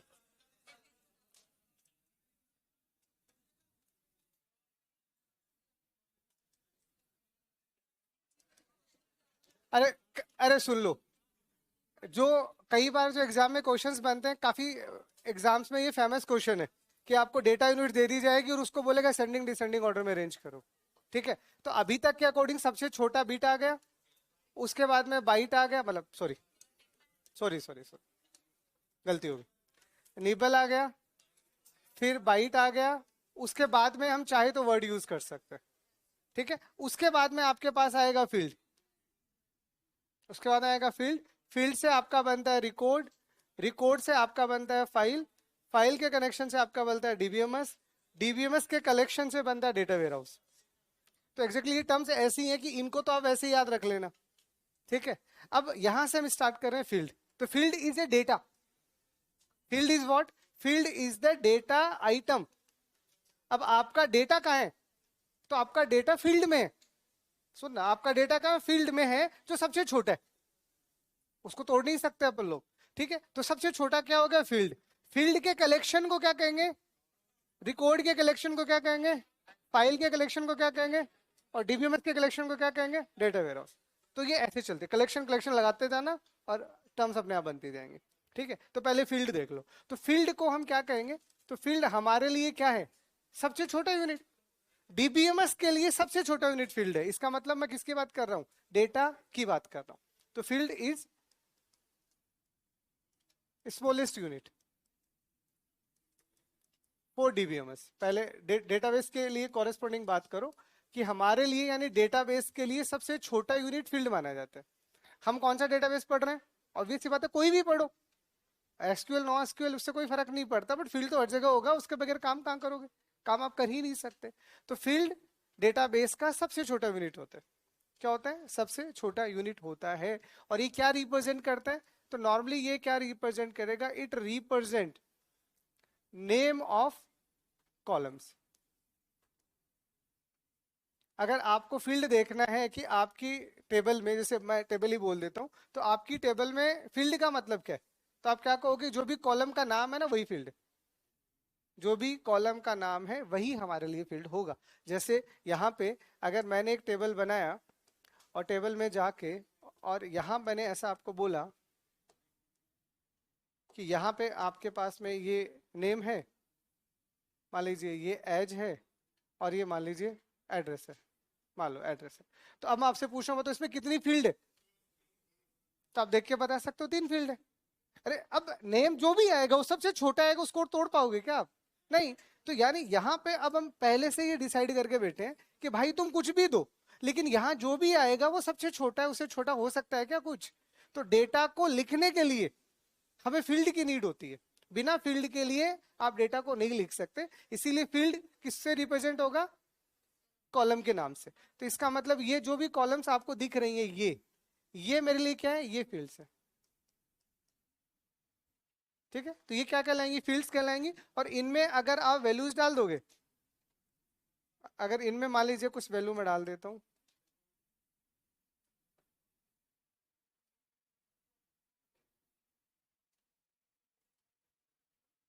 ठीक है, ये मैंने वैल्यू डाल दी। तो मैं आपसे पूछ रहा हूं, बताइए इसमें डेटा कितने,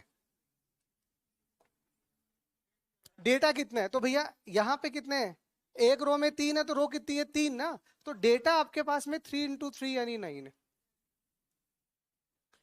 तो आपके पास में नो डेटा है, नो डेटा है, बट उन डेटा को रिप्रेजेंट करने के लिए आपने जो फील्ड लिए थे वो 3 ही है, वो 3 ही है। क्योंकि अब डेटा तो बढ़ता जाएगा ना, डेटा को आप रोक पाओगे क्या? आप फील्ड को फिक्स कर सकते हो कि ये फील्ड हमारी फिक्स हो गई है, बट डेटा तो जैसे जैसे आप इंसर्ट करवाते जाओगे वैसे वैसे बढ़ता जाएगा, वैसे वैसे बढ़ता जाएगा। ये चीज याद रखना, तो लिख लो इसको। ठीक है, तो ये 3 × 3 ये क्या बन गया, ये आपका बन गया डेटा।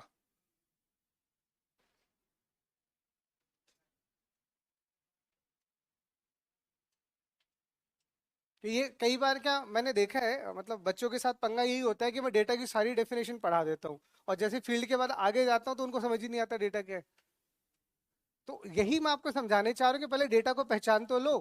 तो डेटा कहाँ दिखेगा, किसी भी कॉलम के अंदर जो भी आपको दिख रहा है ना, ये दिख रहा है, ये है डेटा,